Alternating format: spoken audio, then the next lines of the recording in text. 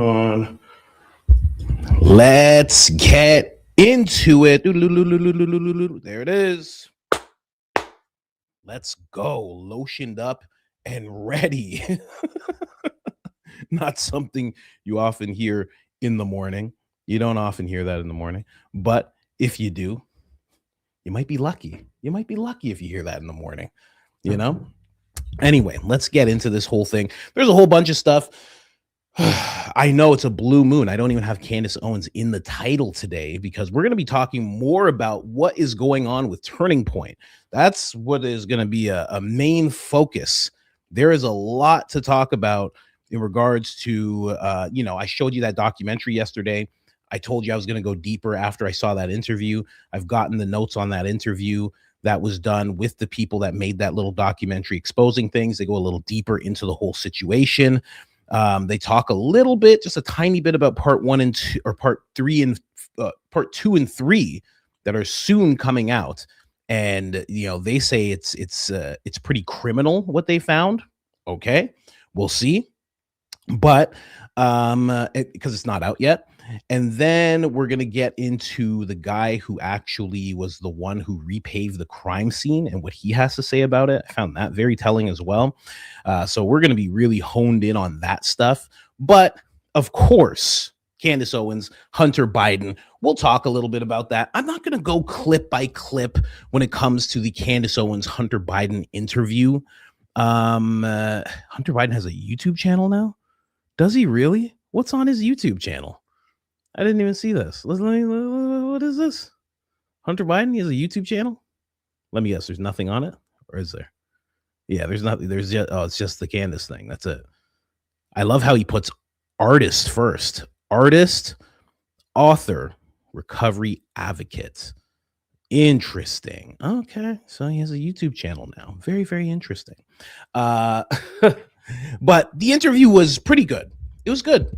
I knew as soon as she said, "I'm not going to have you say anything bad about your father," I knew exactly what the interview was going to be, because there's nothing else he can speak in depth about other than addiction.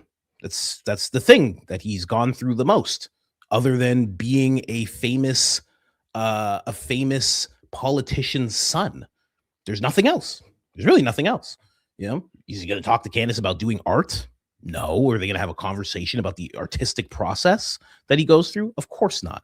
So I knew it would just be like locked into addiction. And you know why? And I'm just saying the reason that it was locked into addiction was also to humanize him more, which is fine. I mean, he's a human. You know what I mean? It's not like he has an uncanny valley feel. I mean, the guy that he is who he is, It's not like he's a terribly bad guy, right? He's just a wild boy. That's all I've ever had to say about Hunter Biden. Why isn't it showing the page? That is very weird. There it is. Boom. It's not like he's just a wild boy. That's what I've always thought of him as. So a lot of people are like, now they like Hunter. A lot of people are like, this guy's just an entitled rich kid. I'm in both camps. I already liked him because I saw how wild he was. I was like, wow, this guy's. I mean, if you see some of the videos, I don't know if you guys have ever seen the videos. Not many people can show you the videos. You have to really go on X and like dig for it. But a lot of the videos are wild. And he quite a few ladies of the night. He's a connoisseur of sorts. So I always found that very interesting. And then, the way that he talked on that other interview that he did, Channel 5. With Andrew, I don't know if his name's Callahan or what, but he did a Channel 5 interview. It was like 3 hours. The way he was talking there, I was like, that's amazing. When he was talking about smoking rocks and how like nice it is, how great it is, he was like breaking down how it all works. I was like, wow, this guy is the white Tyrone Biggums. I'm like, this guy's wild. But I mean, other than that, people say there's kids involved. Like you really have to look at it. Like, I haven't seen anything like that. A lot of people say that. If that was able to be seen, you'd find that on X real easy. Go look right now. You're not going to find that. Just saying. So I don't know where people are pulling that from, but you'd have to show that to me. I'd love to see that. I only saw wild ladies of the night that were like Russian, smoked out, like just like grizzled veteran ladies of the night. That's all I saw him with. But yeah, and then the whole laptop thing, like I'll go through the notes that I was taking as I was doing it, but I wasn't doing like the whole like I'm gonna find each clip. I was just taking a walk while listening to it. Um, you know, uh when he talked about clawing at the carpet, I actually listen, I've gone through addiction, okay? I've gone through addiction. I am in recovery. In 5 months, I'll be 4 years sober. But when he says he's clawing through the carpet and smoking anything white he can find, I was like, that's a real story. He was saying that like as if that was just like a scenario he was throwing out. I was like, that's a real deal story for this guy. A wild boy. That's a wild boy, just smoking anything white, just smoking lint. Do you know how much? And Candace called him a crackhead and laughed. That was crazy. Do you know how deep in the trenches you have to be smoking white lint, hoping that it's crack? That's crazy. That's crazy. But, you know, you go through it. You go through it in addiction. You're finding cigarette butts and roaches, and you're scrounging. Your money's getting evaporated. You can't get a job. It's terrible. It's terrible, man. Going through cat litter.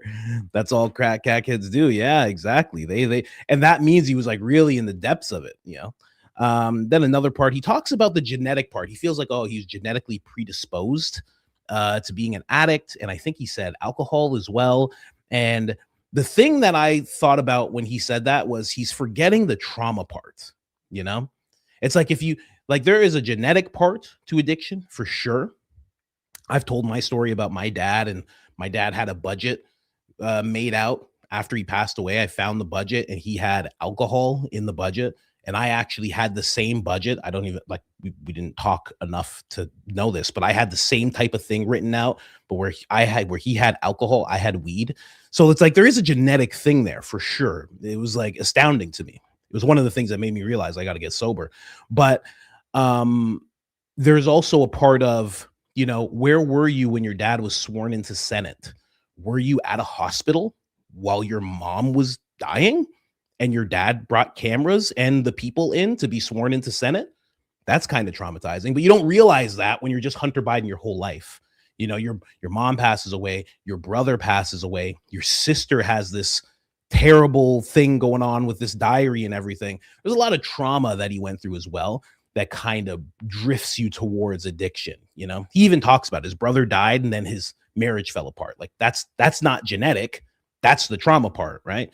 Your brother, he had, I don't know if you guys know, his brother Bo had a brain tumor. I think it was a brain cancer, something along those lines. And he passed away from it. Very sad. He was the more stand-up brother, you could say. He really had his stuff together, but he forgot about that part. I noticed that, because I always think about that. There's things that we go through that also push us towards addiction. And then Hunter thinking that him being responsible for the substance in the White House was silly. That I found ridiculous. I was like, what do you mean?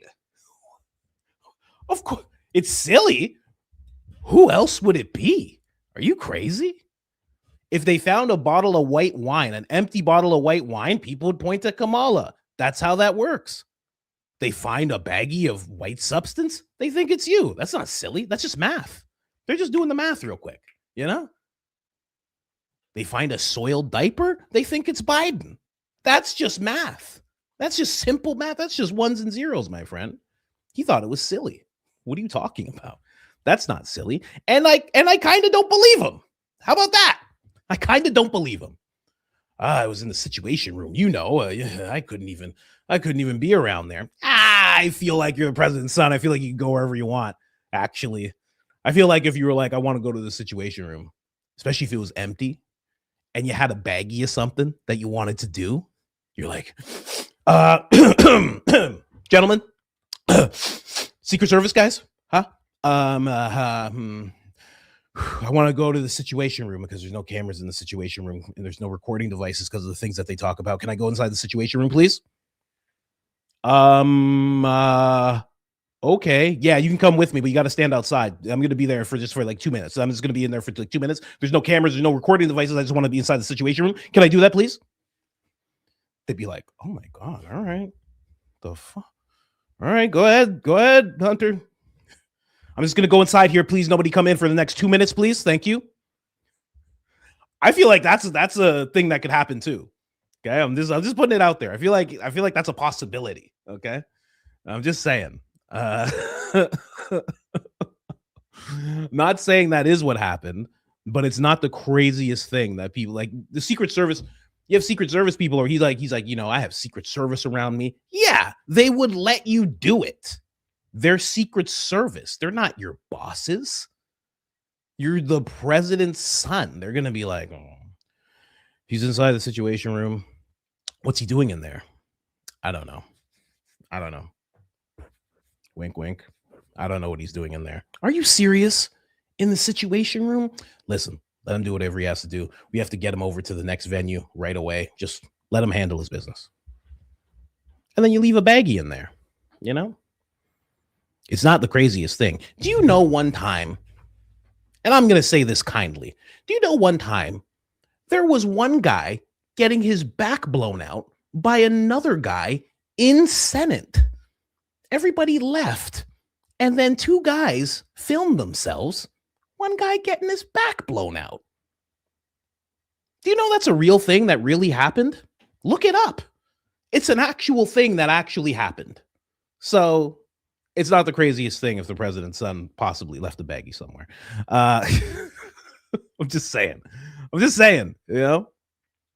But Candace did apologize. We'll talk about that in a second. I found that to be very interesting. And I do feel like there is a buildup to something happening right now.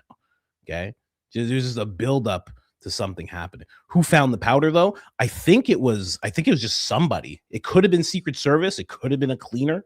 I don't know who else could have found it. Because I feel like if someone else found it, maybe they wouldn't say anything. Maybe they would. I don't know. You know, but it was dropped.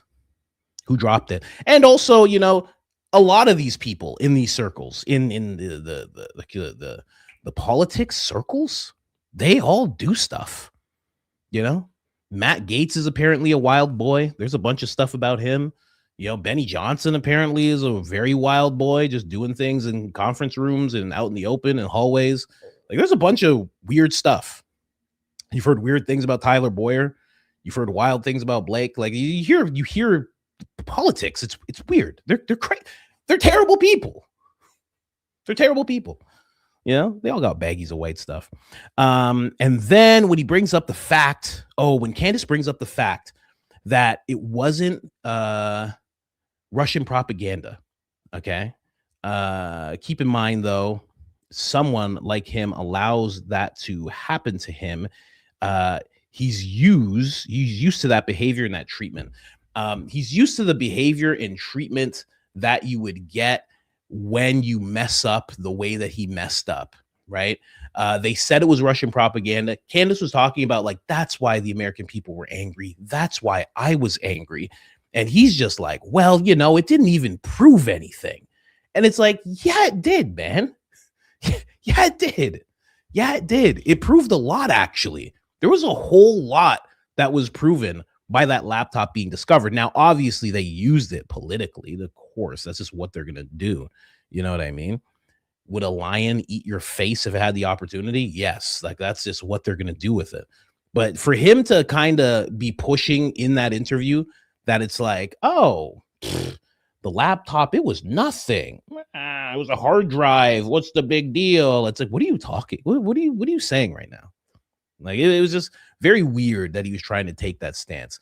And then Wolves in Finance actually said this, and I kind of agree with him. Kind of. Like, I understand where he's saying. Wolves in Finance said, I left the Candace Owens Hunter Biden interview feeling disappointed. She did not ask him anything about foreign influence peddling, all the shell companies, all the financial transactions with Ukraine and China. This was a missed opportunity. And that's what some people were wondering. Like, is this going to be the type of pressure? That's why I was like, if she was the same way she was with Victor Bermuda, exactly. If she was the same way she was with Victor, I was like, this is going to be a wild interview. If she's willing to put pressure and be uncomfortable, it's going to be wild. But as soon as she said, I'm not going to make you say anything bad about your dad, I mean, what else is there to say? I mean, in regards to the Biden presidency, I'm sure there must be some kind of good thing, but it's mostly bad things, especially if you're Candace Owens and that's the information. She has a lot of bad information about Biden that she'd be putting forth. So it's like, if you can't say anything bad about your dad, you pretty much can't say anything about your dad. You know what I mean? So I don't know. You know, I definitely understand where Zach is coming from here when he says this. You know, the foreign influence peddling. You know, what about that? What about all the shell companies? What about the financial transactions? What about the time in Russia, Ukraine and China? Like, what about all that? What happened with all that? Again, this wasn't an interview to kind of put pressure on Hunter Biden. It was more of an interview for them to get to know each other and to establish a friendship. So they just weren't going down that path. But I definitely feel him on that. But it was a very, in terms of if you've been rocked by addiction, then you were definitely liking this interview. If you've been affected by it or have a family member, you definitely like this interview. You know, if you haven't, it's just kind of like, what is this? You know, because you're thinking it's gonna be Candace breathing fire, but she wasn't doing that at all. The fact that he tried to sell her on the fact, you know what was very interesting? She tells him about how the whole laptop thing, how they pushed this whole thing like it was nothing, like it was a hoax. And then as he's talking about it with her, he tries to push it like it was nothing and it was a hoax. I was like, what's going on here? It was just silly. It was like, you might as well just stay away from the topic altogether, honestly. And that's Hunter being silly. You know, again, Candace is trying to establish a friendship, I guess, so she can't really push back all that much. Oh, someone said she's very calculated. Oh, I'm going to get to that. I'm going to get to what I think about this whole thing, whether she knows it or not. And also when it comes to the foreign influence and the payments and all this stuff, what about 10% to the big guy, right? Like, he's trying to act like that didn't happen. He's trying to act like, oh, I just owned a firearm for 11 days and I wasn't supposed to because I was smoking rocks and running around with hookers. It's like, oh, what's the big deal? I don't understand. Like, you know, and again, it comes off very much like he's just a rich kid. You know, he's a rich kid who's never had to just be normal. So he doesn't get it. He's like, what's the big deal? It's like, you were the president's son. But for him, it's like, I've always been a senator's son or a president's son. He's like, this is just what it's been forever. He's like, I smoke crack like everybody does. He's like, what's the big issue? He's like, you've never been to Russia and found the most downest, grizzled lady of the night you could possibly find and see how much rocks you guys could smoke together? You've never done that? I thought everybody did that. It's like, no. The rest of us have to work. The rest of us have to work or we die. We die and we go homeless. The rest of us, if we miss 3 weeks of work, we die and we go homeless. That's actually how it works. We have a different energy level than you do. You know, our energy goes, you know, we can't reach out. We can't reach out to Russia and China and be like, hey, what's going on? You want to do some business? We can't do that. We have different things going on in our lives. The whole enriching his father, obviously can't talk about that because they can't talk about his father. And then as he's becoming a painter, this is what I found interesting. As he's becoming a painter, right? He's talking about, you know, I had to paint in order to keep my hands occupied. And that's a real thing. I understand that. I paint. I have paintings all over this room. It wasn't for that reason. I like painting, but I like color. But other than that, you know, he's talking about it just as they're talking about the whole laptop thing. And it's like, well, the connection to where he's saying like, oh, people are upset that people are buying he says, no one bought my paintings for $500,000. Someone 100%, maybe not 500,000, 170. Sorry, I'm saying 100 million, not for 500,000, but somebody definitely bought it. A painting for $175,000, $200,000. And it's not one or two people. It's a bunch of people. And that doesn't make any sense. And the art world is the easiest world to launder money through. That's just a fact. I'm not saying that's what he was doing, but to act like as if it's like, what? I was just in Russia.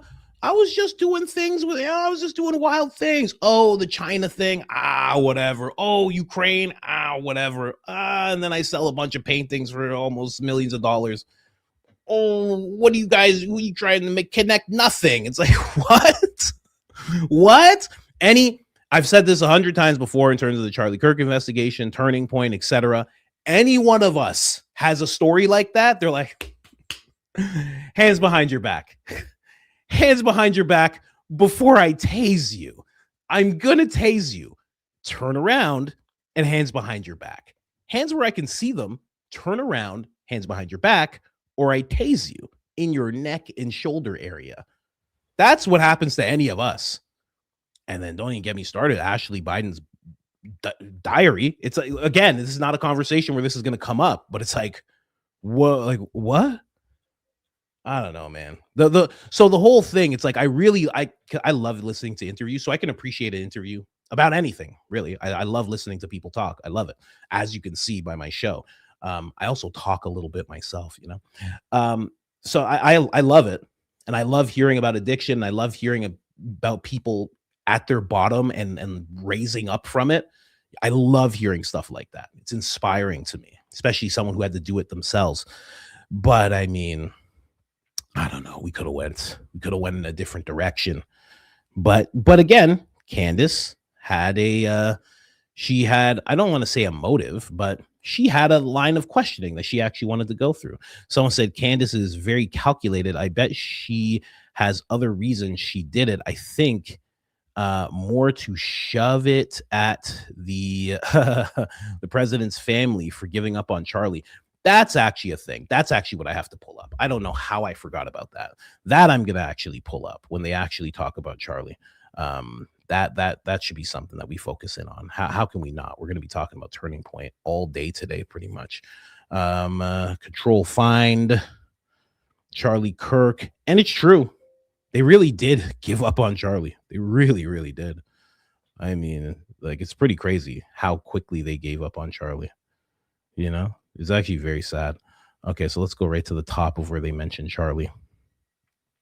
But I don't think it was to just shove it in their face. I have another theory that we'll talk about after we listen to this. But I have a different theory of what I think was actually going on with this whole thing. And again, this is whether she knows it or not. But there's a bunch of moving pieces happening right now. I don't know if anybody sees this, but I definitely see this. Anyway, let's get up to here. Did I click it already? Perfect. You're fine. You're really rich and you this and that. You can take care of yourself. It's like bullshit. Did you see what just happened to my best friend? Yeah. Look, I mean, we just what watched are you talking Charlie about? and he had a full security apparatus. Yeah. We still don't know what happened to Charlie Kirk. Yeah. There's zero interest. That's another thing that just completely, for me, was like done with Trump whatsoever. Like, I mean, there's just no way for someone who came from the inside and watched the work that Charlie did to get these people elected. Don Jr. was like a brother to Charlie, literally like a brother to him. Yeah. And to see the Trump brothers, to see Donald Trump himself, Kash Patel, who Charlie pushed for him to lead the FBI, had him on his podcast. JD Vance, came out of nowhere. Charlie was like not sleeping to make that happen. And to see all of these people have zero interest in the obvious holes in the story, even if ultimately the holes get filled and there's a picture that makes sense, which I put that at a 0% chance.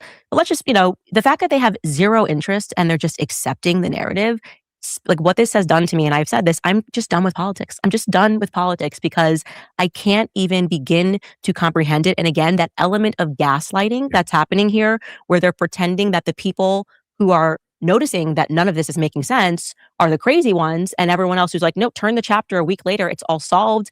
And this is how it went down, and none of it makes sense, but just accept this slop. It is the most infuriating thing, and it's just fully removed the scales of my eyes. And I've stopped with this left versus right, Democrat versus Republican. I'm like, this is sheer evil versus good. By the way, this is like sheer evil. But by the way, for real, exactly. I'm exactly. It is good versus evil. Yeah. They have torn the mask off of this. I said to you before, is that I pray to God that by the end of this that you think of me as a friend, because if anything ever happened to me, I want you and Melissa team up. You'd like, oh Getting my to the bottom God. of it. It's not happening by with the way, Charlie Kirk. And the criticism of you for asking the questions for someone who was like a brother to you, it's like, what the F are you talking about? Yeah, that's Like, the what are you talking gaslighting. about? It's And like, by the how way, dare you here, care? coming from someone who you've attacked and you've politically, you've had all of your criticism, which I have no problem with, and we disagree on so many things. But I listen to you and I go, right on. Like Epstein, like you want to figure out why they don't want to let the release all the Epstein. All you got to do is literally look at a picture of Trump standing on at his stage at his inauguration and look behind. Yeah, I mean, it's like every single person. he's protecting his donors without question. I mean, it's crazy. Like Palos and Poli and this and that and the other thing and all of these things. It's like, okay. And by the way, anyway, my point is it's like, when are people going to kind of wake up to the fact, and it's not left or right. This is a really, really horrible group of people that are pulling strings that impact us all, and they make us think that because you and I disagree on the graduated tax rate or some social issue, is that we are sworn enemies. Not just like sworn enemies, that I deserve violence. And I could see them, and it does seem like both sides have woken up without question. My audience is now split, and I still say what I believe. I haven't changed my position on abortion. I'm Catholic. I have, there's nothing that has changed. I think they're just hearing me for the first time. And I do think there was something about the Charlie Kirk assassination that everyone just sort of looked up. We just sort of all looked up at the machine and was like, wait a second, what is this? Because they expected Trump to be ride or die. They expected cash. I mean, wow, this is going to be solved in the clearest way possible, because the entire political apparatus that has the power in the Department of Justice is in the hands of Charlie Kirk's friends. Like, that was how I felt, right? This is it. No, whoever did this is never going to get away with it, because these are Charlie's friends. And Not what did we friends. get? They're the people that Charlie Kirk made. Charlie Kirk made these people. That's exactly right. That's one of the truest things he said this whole interview. Charlie did make those people, He actually did craft those people. He put them in front of the now president. He helped them. JD, he made sure to be able to help JD at any turn as he got into Senate. He brought JD to the now president, brought him in front of him alongside Peter Thiel, and said, this is the guy. Peter Thiel put up the money. Said, hey, this would be a great candidate for you guys to have as VP, et cetera, et cetera. I mean, Charlie was good friends with Cash, made sure that the president understood that Cash is the guy to have in that position. I mean, he's the one that he made the meeting between RFK Jr. and Trump. He actually is the one that did that. He brought them together and said, this needs to happen. Like, Charlie was behind the scenes. I'm telling you, I've made so many videos about it where people discount how powerful he was. And, when you're really powerful and you go off the script, like you're gone. That's it. You have to be gone. How could you be what are we talking about? You can't be that powerful and then go off script and think everything's going to be fine. That's why even he thought they were going to kill him, But yeah, that was the truest thing that he said in this whole thing. Let's go. He led a youth revolution to get these people elected in power. He was ride or die to the level of disloyalty or fear. I don't know what it is. Disloyalty Is disloyalty maybe guided by fear, but it's so still disloyalty. disturbing. It's disturbing, and I cannot forgive Trump, the Trump family, what they have done or what they have not done for Charlie. Can I keep one of these? Yeah. Yeah. And I'm full on. I'm like, call me a conspiracy. I'm like you, where I'm like, what is the shame tactic of the day? You're calling me a conspiracy theorist. Great. I'm like, you'd be a fool to believe the stuff that they're telling us today. The stories are telling us. I mean, it is something that is just so disturbing. And I think that the Charlie assassination has just so crazy, like, because he was so Republican conservative, but I think it's brought people together in a productive way. Yeah. Look, I'm here, and you're here, and I really think that we're not unique. I think very, very kind of emblematic is that, like, I'm like, let's put the past, not behind us. Like, I'll explain anything you want. I'll talk about anything that you want to talk about that you still have questions about, or that anybody is it. But like, this isn't right. This, what we're witnessing right now, is not right. Mm-hmm. The level of corruption, the obfuscation, I mean, whether it's Butler or Charlie or Butler makes no sense. these things that it's just not right. And I mean, it's so glaringly not right. It's almost as if they're just saying, F like, you. F you. They're not even I don't trying. care. We don't even You know get what? good psyops anymore. And that's what I keep saying. I'm like, it's Yeah. so disrespectful that we're not even getting good psyops anymore. Like we're supposed to believe he survived four assassination attempts, the Yeah. first president that's ever survived 4 assassination attempts. Yeah. They lie to us about things, they make a big deal, and then they make it want to, it's going to go away. They're going to keep pretending and telling us that this is a totally normal grieving widow. Okay. No one's buying that. Like that something's No. just not right here. Everyone can see that. This is not how you would react to your husband being shot. And this sort of just, I'm fine. And I like 2 weeks later, I fully accept the narrative. It's so funny. Somebody's like, Coach, maybe she's not asking those questions because she's done with politics. As we're playing the clip when they're talking about politics. She's done participating. She's done looking at the left and right and getting riled up. Like she's done with that part. She's not done talking about politics. Like, come on. If I have no interest in anything else, it's over. Let's close it. I forgive him. Let's move on. You're asking us to abandon our common sense and our humanity is what you're asking us to do. And that kind of seems like where we're at. Like they're insisting on this. And I'm going, where is this going to go? Because we're not doing the thing they want us to do. Like they're just constantly giving us slop all the time. I mean, even the recent White House Correspondents' Dinner, there was so much theater to it after, so much theater. And now it's kind of, okay, Secret Service maybe shot. This is such a ridiculous response to this. So many people have this idea. Y'all wanted her to tear Hunter apart. Y'all should be so ashamed. Blah, blah, blah, blah, blah. Well, first of all, you don't get to sit back and discipline everybody here. Yeah, people wanted answers. That's what people have wanted for the longest time. They've wanted answers. They've wanted answers to the files. They've wanted answers to the attempts on Trump's life. They've wanted answers from the agency. They've wanted answers from the Bureau. They've wanted answers. They wanted answers on that whole presidency. We saw what we saw, but was he actually not mentally fit? And if he wasn't, who was in the background? Does Hunter know who was in the background, propping his dad up while all that was happening? And then why is he mad that his dad was pushed out?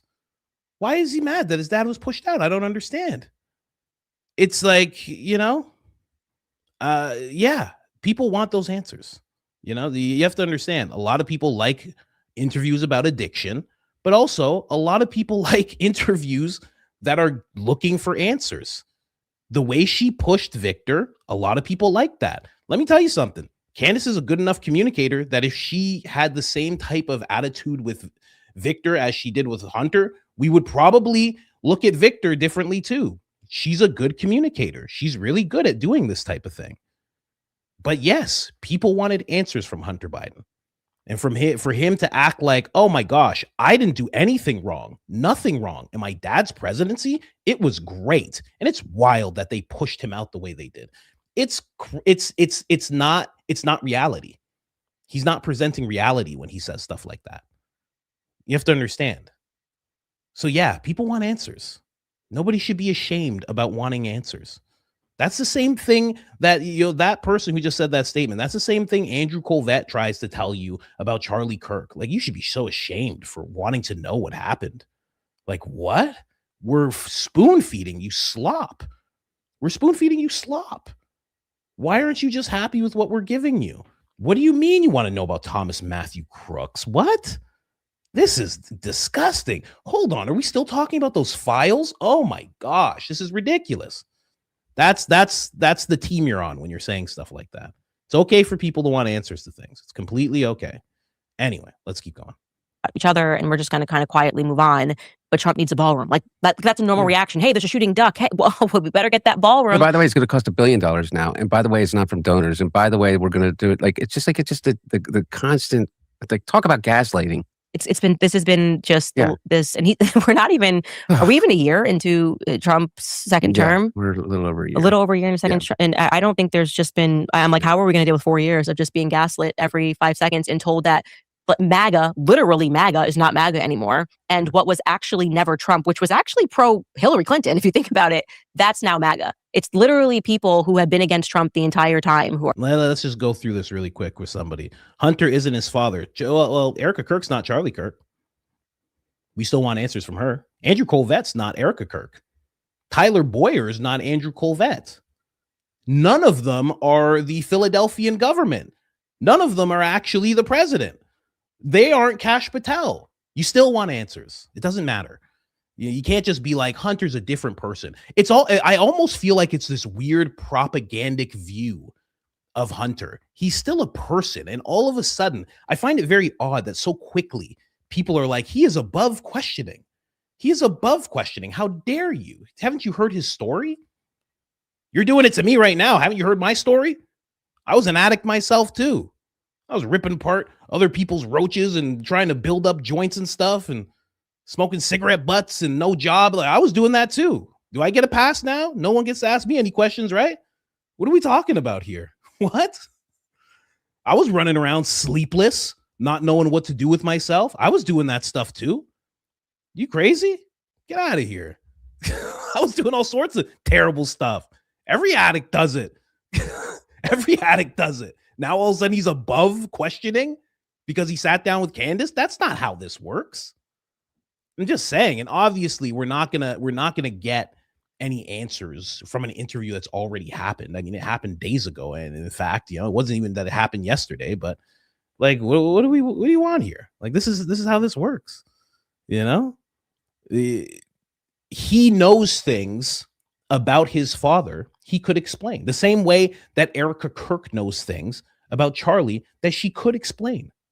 She could explain what she was shown by the Bureau that made her not question anything.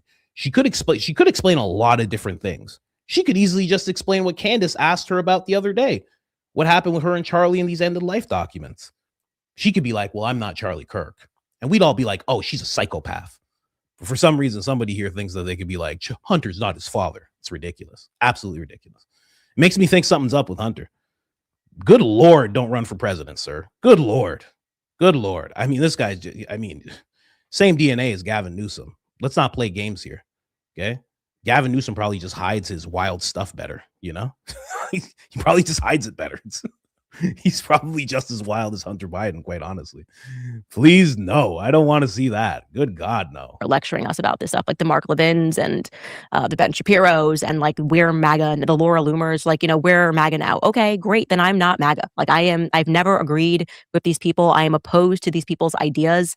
I am opposed to unleashing an actual lunatic who has had to be Baker acted and put on Psych 5150 holds by her own parents who fear her. I'm opposed to that actually being unleashed upon the population. Melissa always uses 5150. I had that. She goes, that person's going to get 5150. I go, what are you talking about? What's 5150? It's like, you're telling us this is MAGA now. Like this is what we do. And so it's been a challenging time because you do have to have like the humility to admit that I'm quite embarrassed Candace, about it. The president of the United States of America has posted images of himself as a king, I think, half a dozen times now. Yeah. Like that is true.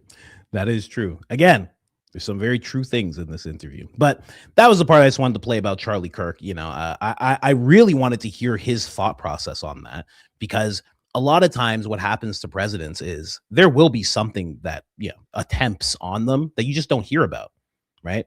But as his son, he would hear about. And I just wanted to know what his thought process was towards all that, because he's watched a lot of things happen in politics as he was this, man's son. Like, I mean, if you know anything, I've done so many videos about this, but if you know anything about Biden when he was younger and when Hunter was a kid, Biden was Gavin Newsom. Like, go watch old clips of Biden. He's just like Gavin Newsom. They're the same person, which is why I compare what Hunter's saying in terms of him. That's why I compared them just now to Gavin Newsom. Biden is the same guy. It's the weirdest thing to watch, where it's like people call him on lies and he's just like, let me just explain this to you so you don't like. It's just like he's just really a really good communicator. I'm saying this in the terms of he's a really good speaker. He was a slick guy.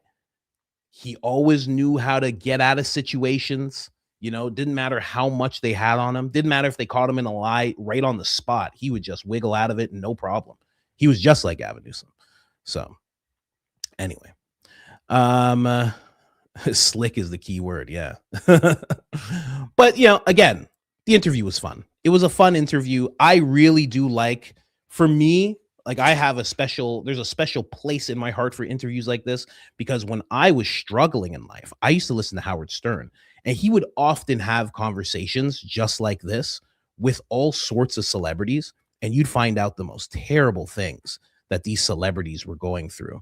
So this interview reminded me of that. It was that type of thing. Like Howard Stern was the first one to find out that John Goodman was like an alcoholic behind the scenes, and he was struggling. He talked to Samuel Jackson, and Samuel Jackson talked about his addiction problems. He talked to Madonna and figured out that Madonna, the first day she came to be a superstar in New York, she stayed with somebody and they abused her. Like, it was just like the things you would find out, the low road you'd see these people who were like colossal icons.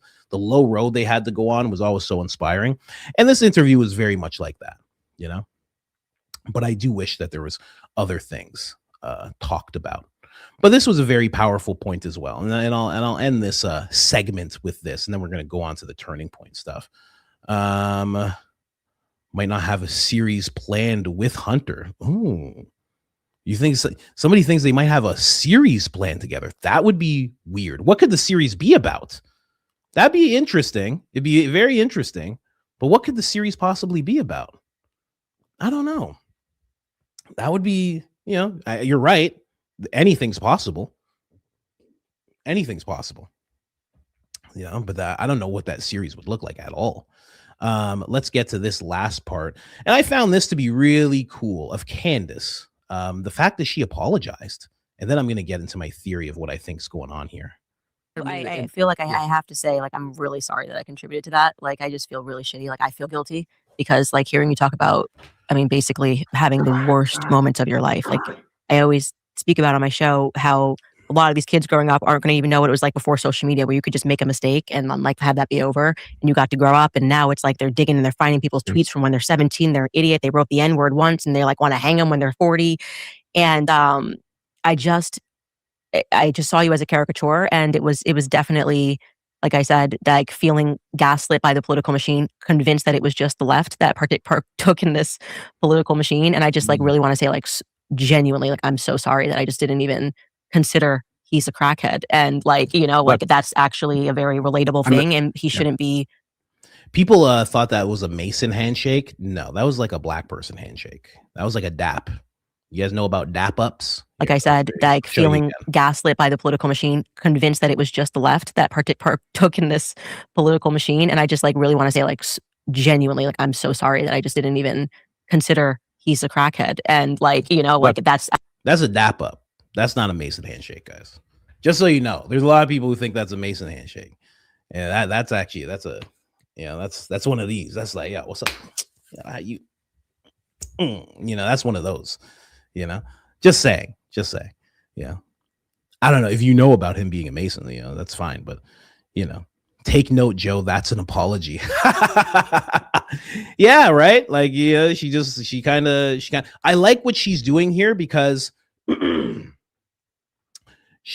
like what she's doing here because she's doing the same thing that Tucker did. Like, I don't know if you watch Tucker enough, that Tucker has apologized to all of us. Tucker has said, I don't know why I participated in promoting this war.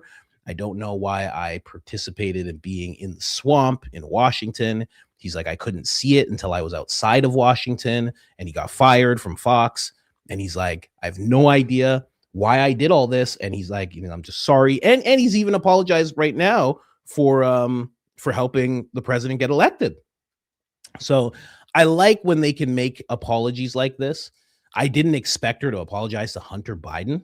Really didn't expect that. So yeah, I think it's cool that she did it. I don't think it was necessary, but I think it's really cool that she did it. I think it was heartfelt. Candace don't know how to dap up. That's why she doesn't know how to dap up. That's why it looks so clunky right here. This is two white people dapping up. this There's two people who don't know. Hunter's like, do we go for the fist pound or do we leave it here? Okay, we just leave it and that's it. We just let go. But I think it was very interesting. Now I want to move on to what he starts to talk about here as they make amends with each other. Actually a very relatable thing, and he shouldn't be, like, to have that is just unbelievable to consider every worst thing you've ever done. I am, like I told you before we started, I cry very easily.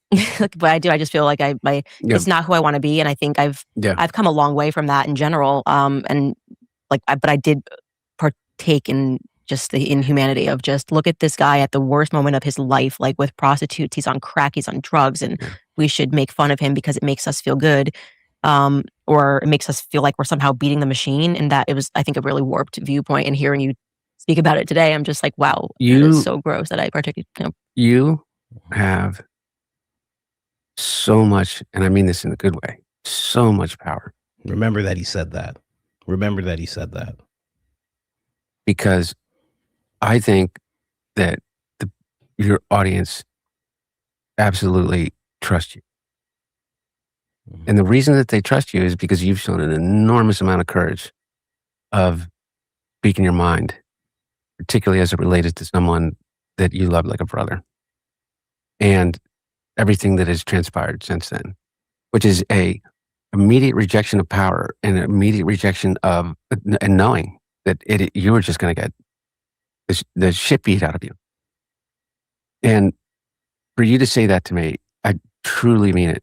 But just from a purely selfish point of view, it means the world. And no one and that it was, and I truly didn't come here for that. I came here because you know what? I ask forgiveness every day, without any expectation that I will be forgiven. But I know the people that I hurt, and and I still do, and I'm not even remotely perfect, and I still screw up, but God, if we could have this conversation and genuinely, authentically believe that, I think just opens the door for and a few other people, without being, with all humility, maybe a few other people. And there is a freedom in it too. See, now at this point of the interview, where I'm near the end, someone just said Candace is bringing the country together. I don't know. I will say this as I'm talking about this. I don't know that she knows this, but I brought it up yesterday. I showed you that tweet as I was gloating about her talking about running for president with Thomas Massie. Well, that doesn't happen if Thomas Massie just stays in the position that he's in. Okay. That doesn't happen. They don't get to do that. Think whatever you want about it. It doesn't happen if all of a sudden he is in the position he's in and he's making a difference and everything's going good for him. But everything didn't go good for him. He got knocked out of his position, and it was glaringly obvious who did it and why they did it to him, right? Glaringly obvious. And there's a bunch of people who can get behind what I'm talking about right now, right? So I didn't just show that tweet, just to gloat a little bit, because I was like, told you, right? It's not just that. So you have Thomas Massie coming to the point where he's at right now, okay? You have Thomas Massie coming to that point. You have Tucker coming to a point right now. You have Candace coming to this point right now. You have someone like Hunter Biden coming to this point right now. And then you have Rokana talking about this coalition. He's like because he brought it up. I forget what he said, but he said there's these other populist Democrats who will welcome you, those of you who feel disillusioned by what's going on in the Republican Party, right? So he's talking about a separation from the wild AOC type Democrats, and maybe not. Maybe AOC will join in. I don't know. But he's talking about a separation. They're all talking about this separation. I think something is going to happen in terms of them getting together. I don't know that they will run for president. I don't know that Tucker and Candace and all of them will run for president. I don't think that Candace is planning this and that's why she's talking to Hunter. I think that sometimes things happen and people don't know. There's pieces that move that you just couldn't see possibly happen. One time, and I'm sure you've all experienced this. Like someone says, I think Candace is built lining up a team. Sometimes you don't even realize what's happening. You're just going through life and you're just feeling out the emotions, and you feel like you should apologize to somebody, and you do, and you sit down with them and you build this friendship, and it's an unlikely friendship. Very much like I saw Barron talk about it one day, and I'm sure everybody's experienced this. He was like, he's like, I feel like everything that I was doing, every job, I forget where this was. It might have been a different, I don't know where, like, I know it was him though. He's like, every job that I was doing, he's like, it all positioned me perfectly for where I am right now. And I feel the same way, the exact same way, you know, doing comedy. Like I had to do stand-up comedy first for me to be what I am on this show now. And I had to work in film and television to understand that those people are dirtbags for the most part. You know, I had to do all those things. And then I had to step away from stand-up for a minute. And I had to step away from film. And then I had to have no job. And then I had to all of a sudden do Uber Eats. And then I had to all of a sudden get in front of the camera. It was like all these things just happened. I didn't plan any of it. I think there's something happening within these, whether it's planned, whether there is a hand behind it all or not, I don't know. But there's something going on. And when Hunter said you have so much power, I was like, yeah, there's something happening here. I don't know what it is. I have no idea what it is that's happening, but it seems like they're all coming together very, very slowly. They're all coming together very, very slowly. And I don't know what that turns into. I don't know what that, I think it was Barron on his 100th episode. I think you're right. I don't know what it's going to turn into. A coalition party, a third party, something like that. I think that's going to happen. I think that's going to happen. And again, I'm not saying like Candace is positioning herself right now to be president, and that's why she's talking with Hunter Biden. I don't think that makes sense. But there's something going on. Something. All of these things are happening at the perfect time. Trump is unveiling himself as just nothing but a flagpole for a blue and white flag. I mean, it's just like, what's happening right now? Charlie's gone. Keep in mind, Charlie was the anchor that was keeping the conservative movement together. All of a sudden, he's gone. He is the thing that is sparking this potential third party to emerge, or this other option, or this coalition, whatever you want to call it. Him being gone caused Candace to get disillusioned, to say that I'm done with the left and right, to come together with certain people across the aisle. Massey had to see the JE files not getting put forth to the public. And then he reached out to the other side of the aisle. Ro Khanna felt like, oh, I should do something with this guy. And they actually made something happen. And then Massey gets ousted because that president who revealed himself as just a flagpole for a blue and white flag decided, you're going to get my friends in trouble. I can't have you do this. And he failed. And Massey did get them out. But then he pushed Massey out of his congressional seat because he's like, I'm tired of this guy. It's like all this stuff has to happen for something really great to spark. I don't know what it's going to be. And then I didn't even think of that. You know, Joe Kent. Joe Kent's another one. You know, Baron Coleman, Lionel. I don't know if they're going to jump into the political scene. I don't know if they're going to do that. But Joe Kent's another one, right? Joe Kent had to actually say like, oh, you know what? I'm going to actually move away from this position for that reason. And people loved him for it. There's a lot being revealed right now. And I don't think these people just go off into their own directions. I don't think that's what happens. I think they come together. I think we're going to see that happen from this day until 2028. And I think by 2028, we're going to see something crazy happen. That's what I think. I don't think it's going to be until 2032 because, quite honestly, I don't think we have until 2032. You know, I don't think we have time for things to be in limbo like this until 2032. I don't think it's there. I don't think the American people, I wouldn't say don't have that resilience. I don't think they have the resources to have things just be getting worse and worse and worse until 2032. It's like, how bad is it going to get? It's going to go on until 2032. I think something's going to pop up in 2028. Don't know what it is. Don't know what it is. Couldn't tell you. I'm sure if I'm right, you'll look back on this and just think I'm an op, right? But that's me. That's what I'm thinking right now. So at the end of the day, as much as you can like not like this interview, I still like it because I feel like it's leading to something. Because you have to understand, this interview is also leading Candace to a place where it feels like she's running from politics, right? Someone even said it. They're like, oh, maybe she doesn't want to talk about politics because she's not with politics. Meanwhile, she's talking about politics.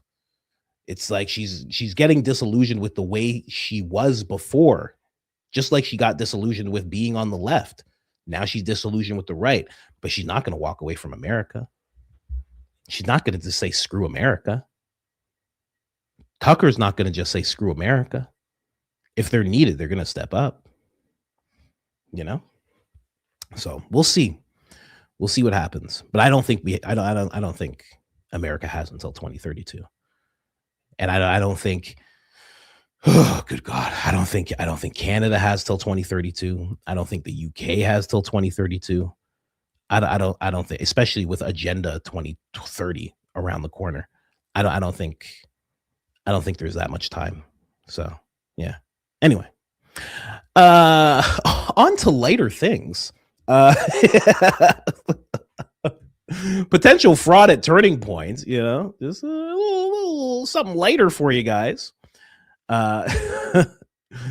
Project Constitution actually sat down with Z, and I believe this guy's name is JJ Watson, and you know, we'll see what this is all about.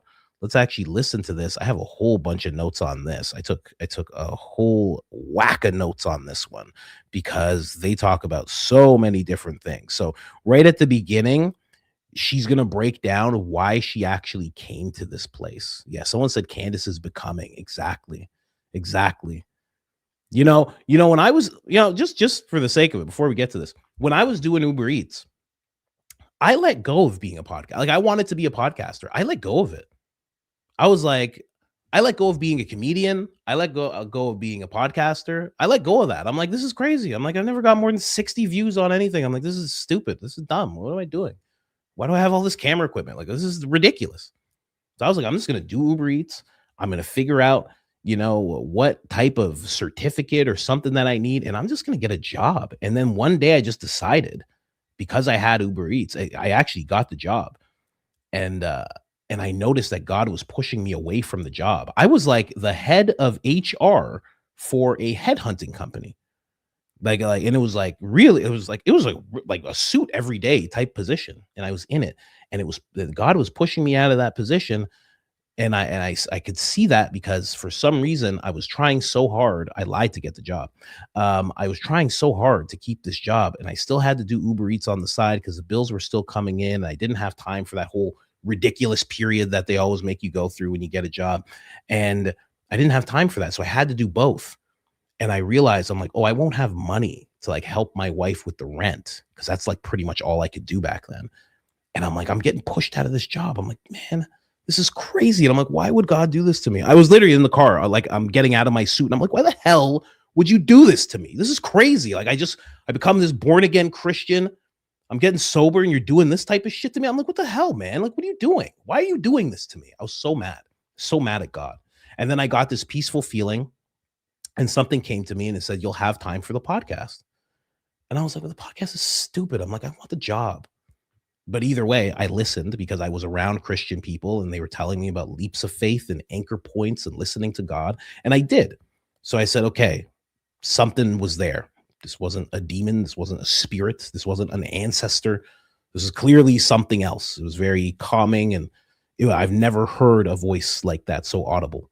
And I quit the job, which was terrible. I cried. I was so pissed off.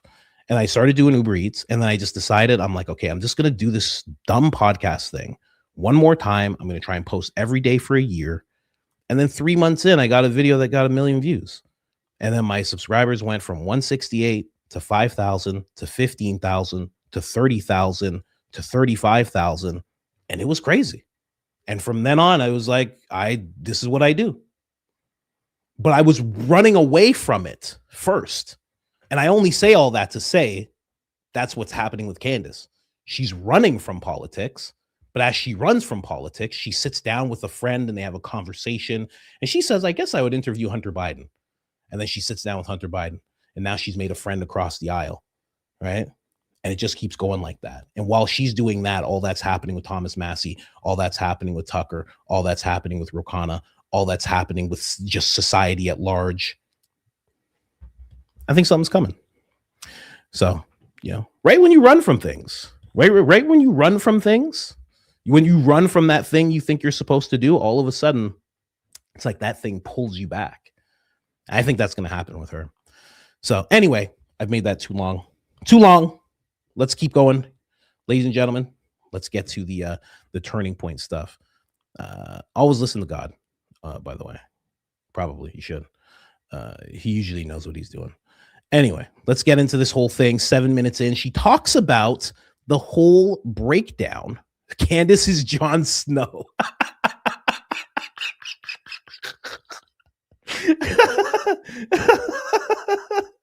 I don't want it. I don't want it. No, I don't want it. No, I don't want it. What are you going to do? You're going to let Brent become the king? That ending sucked. The wheelchair, third eye Raven guy's the king. We're like, this is garbage. This is garbage. Something better happen right now. And it didn't. Candace won't let this series end like that. Candace won't let us have a Game of Thrones type ending. She won't let that happen. I have faith Candace is not going to do us the way Game of Thrones has done us. Absolutely not. That is no. She's not going to do us like that. That last season was like, what is this? Is someone going to stab that guy in the wheelchair or what? Is he going to get beheaded by someone? John's really going on the boat. John's really leaving. What's happening? And it's over. I was like, this is crazy. This is nuts. Anyway, Coach Radames has spoke. I've spoken, ladies and gentlemen. All right, let's move on to this. So she talks about what triggered their initial interest into looking into the Turning Point chapters. Okay, so let's listen to this. A lot of information in this one. Yeah, so I think like the very first thing that sort of like tipped it. Well, obviously, like we're all operatives on the Dem side. Well, a lot of us are. So we like a lot of these publications that are writing about Turning Point, they don't know the amount of work that it takes for chapters, right? They don't understand what it takes to get these students active and to actually have a functioning chapter on a campus. And not just that, but also like how hard the approval process is through the school. Like you can't just like most schools don't let you just walk onto campus and start a chapter. And so because we already knew all this, and also in combination with the publications that were putting out all different numbers, by the way, on Turning Point. If you look at the New York Times, Washington Post, none of them have the same number of how many chapters they actually have. And it's not like they're like close. It's like they're not close at all, right? So that was what like first tipped us off, was that we were like, it doesn't feel right. Really quick. This person sucks. What's your name? Rizzy, you suck.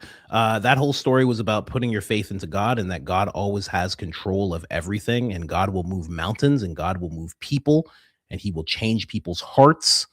And I just had to say that really quick because it has to do about God and you're trying to make it about a woman. So you suck.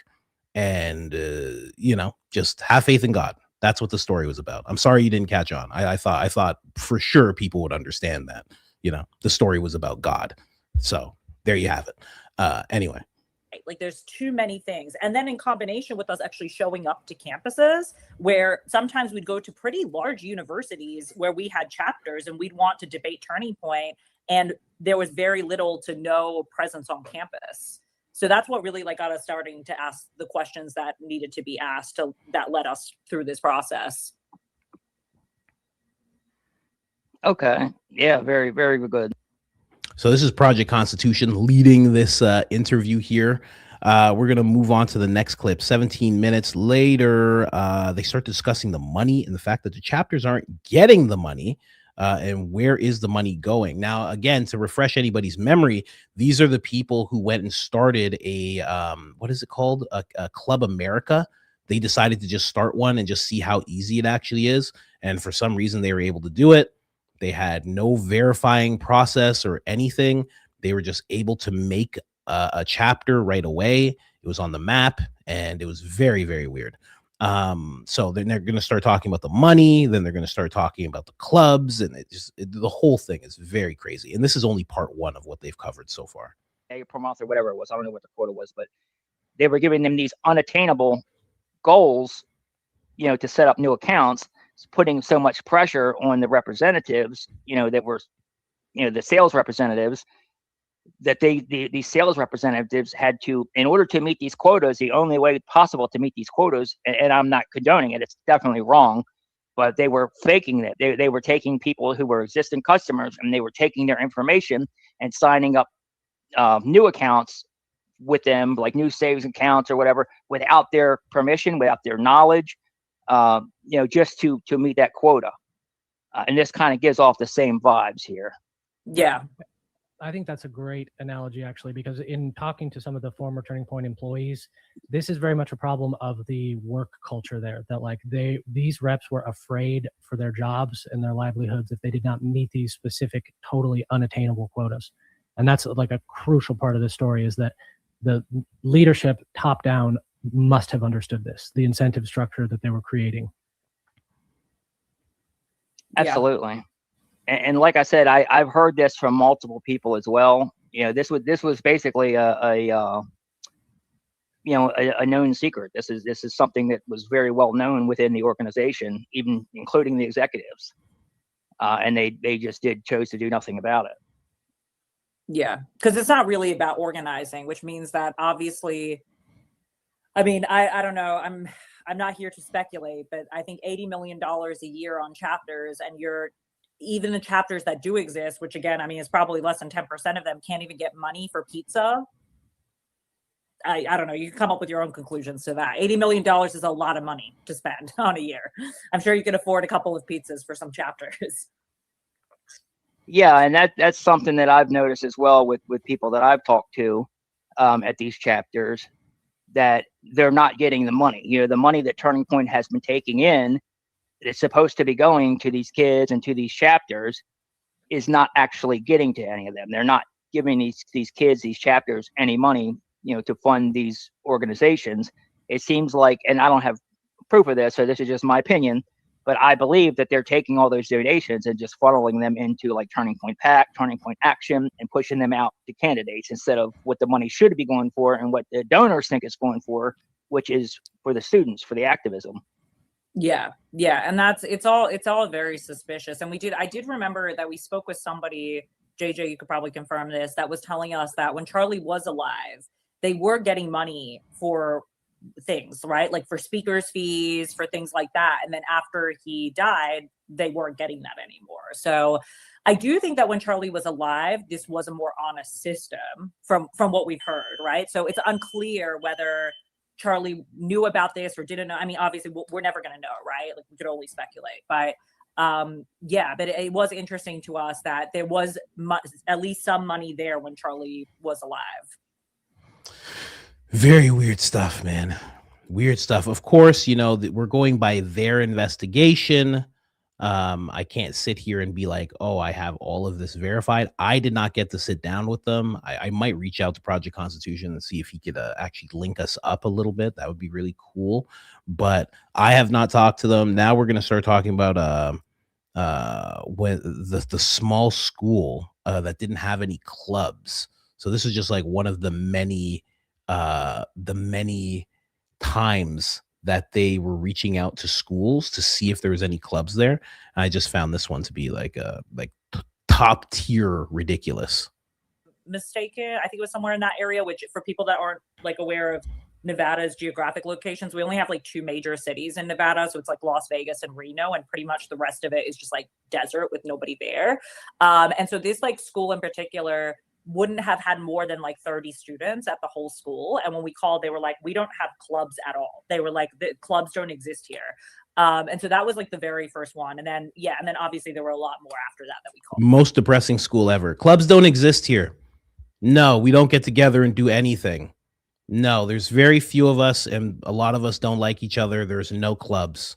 We don't allow clubs here. No, there's no fun here. This is a school. We have pencils and we have paper. That's it. What's your name? I have to go now.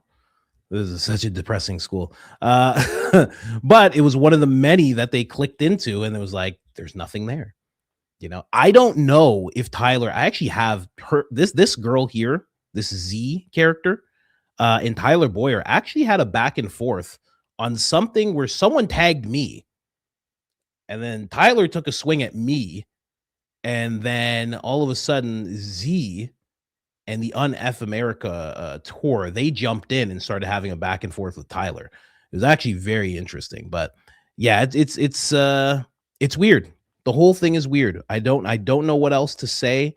There's just no clubs, and they're just saying that there are.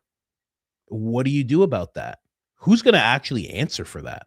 Let me see if I was in the same place here. That were like just completely like no record of anything at all. Yeah, and some that we talked to were aware of their presence on the map and had tried to reach out to Turning Point to get themselves removed because it was inaccurate, and were, basically ghosted. Wow. Oh wow. So even the school, like, this is a problem that even the schools knew about and tried to fix, and Turning Point, it seems like, didn't care. They just ghosted them, didn't even bother contacting them back. In some cases, yeah, because a lot of people a lot of schools, public schools in particular, they don't want to be associated with overtly political movement like Turning Point. Well, and I mean, something else too that's interesting is that it seems to us that the whole genesis of the Club America name was actually to distance it from Turning Point, because they were having such an issue with starting chapters at high schools because the name was radioactive, So Club America was really, it seems to us, created to obfuscate the fact that they're connected to Turning Point at all. And one of the school club administrators we talked to said she felt very tricked by that whole thing, because it wasn't until late in the process of some students trying to start a chapter that she realized it was actually associated with Turning Point.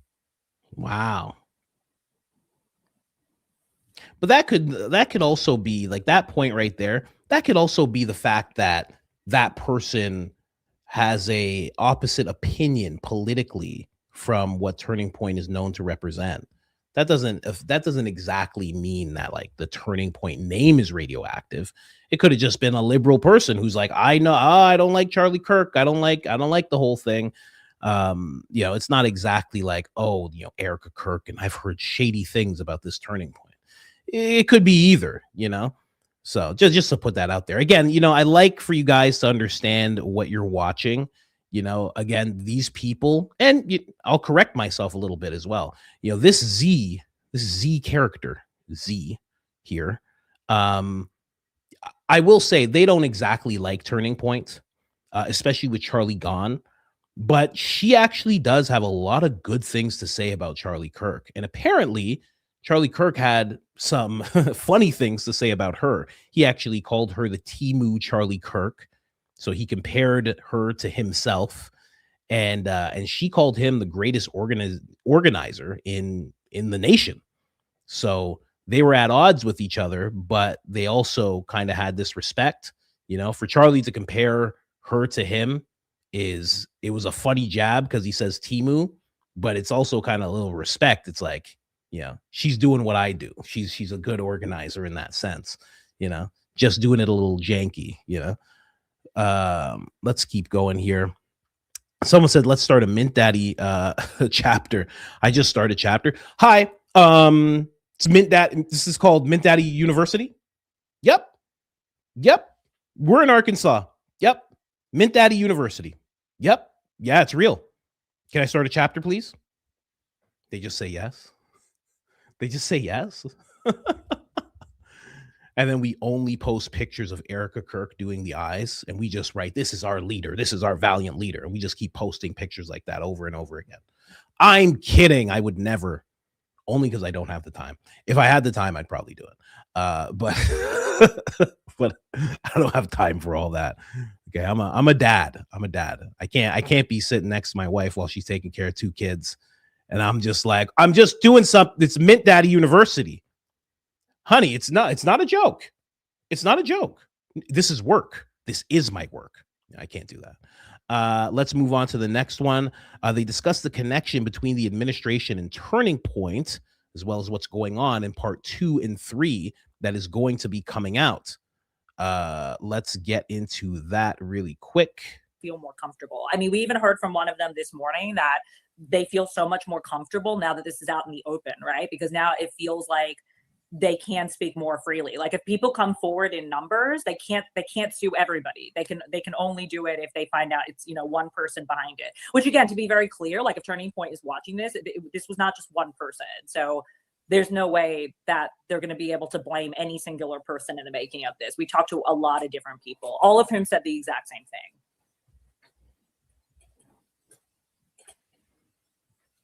Gotcha. And they revealed the pressure that they were under. Like, did they talk to you in any kind of detail, like the pressure that the executives are putting them under to meet these quotas? Oh yeah.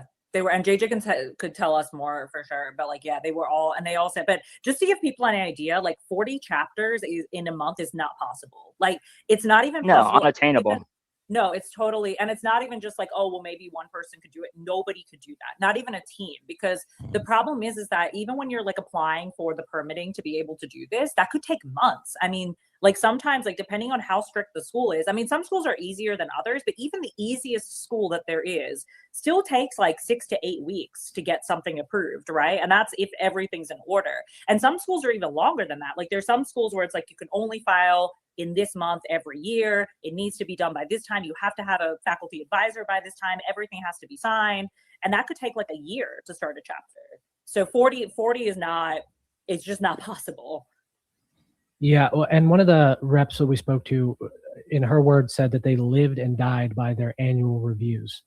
And so when those came around, it was time to like assess whether they were going to be basically fired or be promoted within the Turning Point ecosystem. And that was a really brutal time for them. In fact, I'm actually, because, I still have that text thread, I'm getting messages now about our Turning Point chapter from that field rep because it's the end of the school year.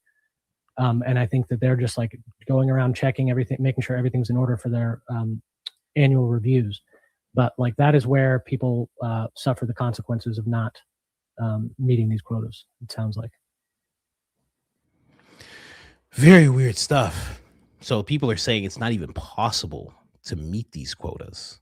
What did this person say? Yeah, take the beanie off. I'm really not. I'm not one of those bald people. You know that, right? Like I'm not one of those guys. Like I always just. You can find video after video of me. I don't just always wear a hat. I'm not Tim Pool where like I come to your wedding and I'm wearing a hat. Like that's not me. That's not me. Yeah, you can go check out episode 1. Like I just don't. I just do it now because my head shines and the light's too close. But otherwise, I'm not one of those guys. I love being bald. I'm not one of those guys. I'm not one of those female dudes who's like, I need to go to Turkey. And they come back with the headband. And their head's all red. They're like, how does it look? Is it good? They said there's going to be swelling, but it's going to be fine. I'm going to have hair again. I'm not one of those guys. I love not having hair. It's absolutely fantastic.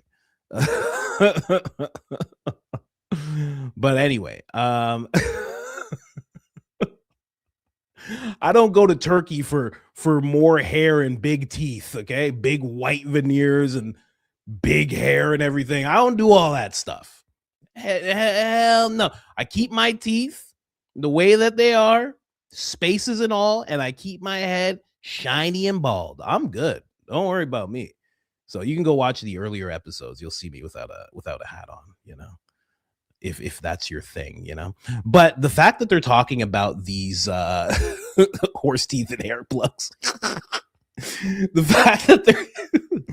fact that they're talking about there having to be 40 chapters made a month. And the fact that these people can't possibly do it, it says a lot about the work environment. And again, allegedly, Tyler Boyer might come out with a statement, or Andrew Colvett, and they might have someone with a chapter who says, hey, this is not true.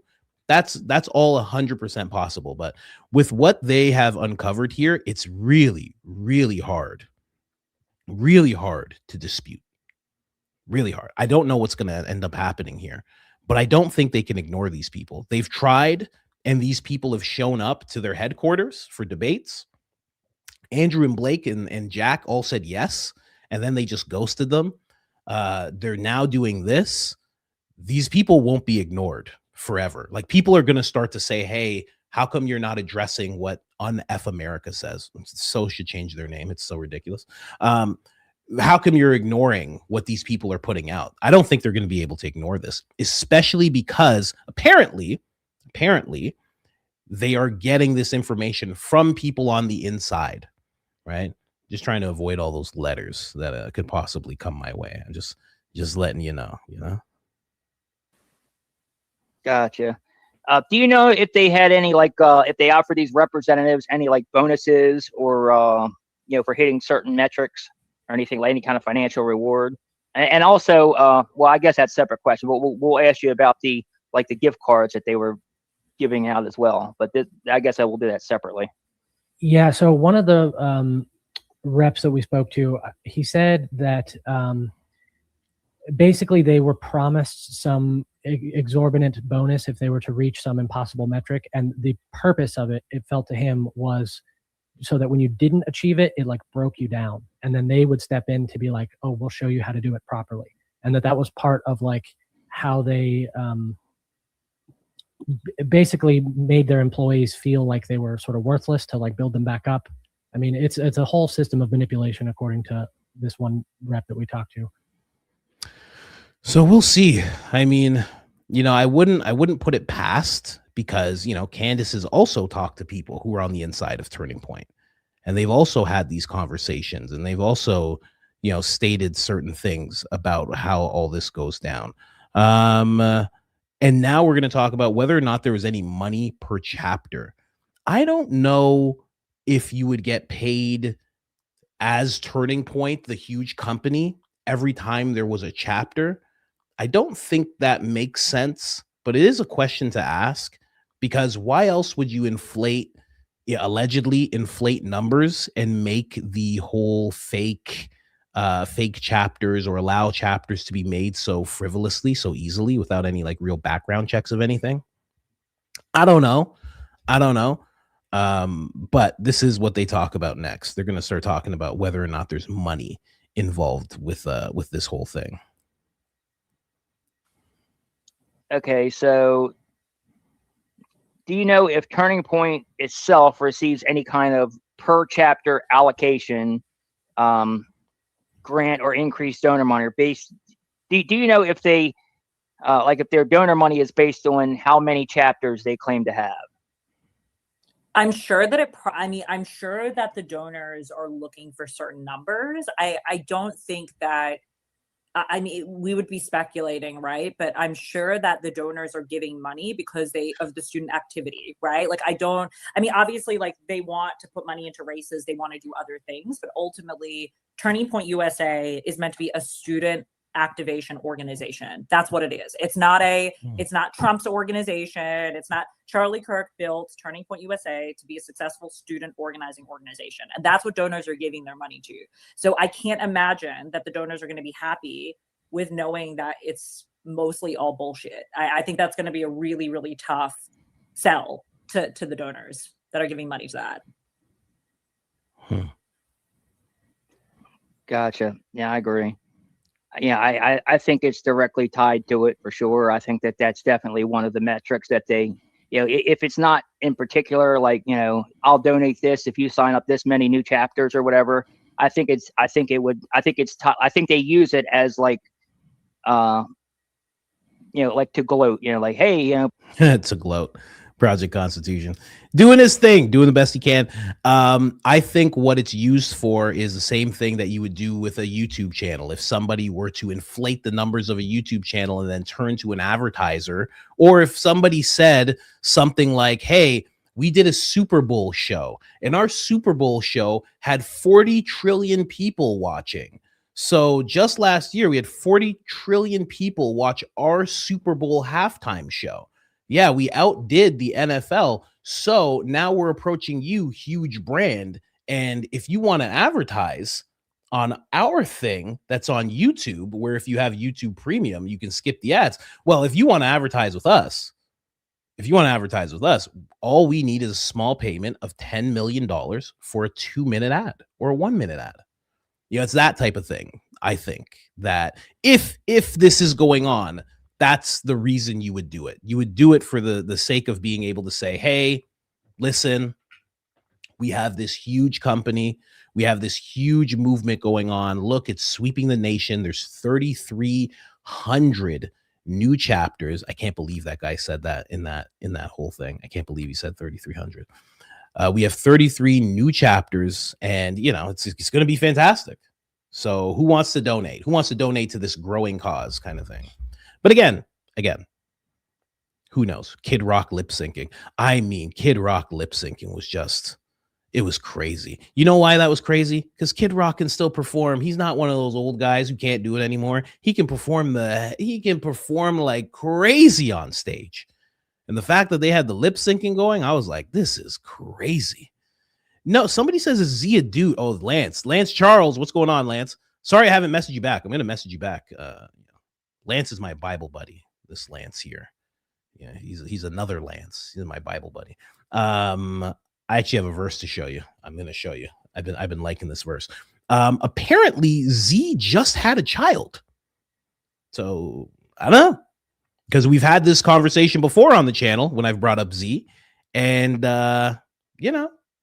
it turns out that Z just had a child 3 months ago.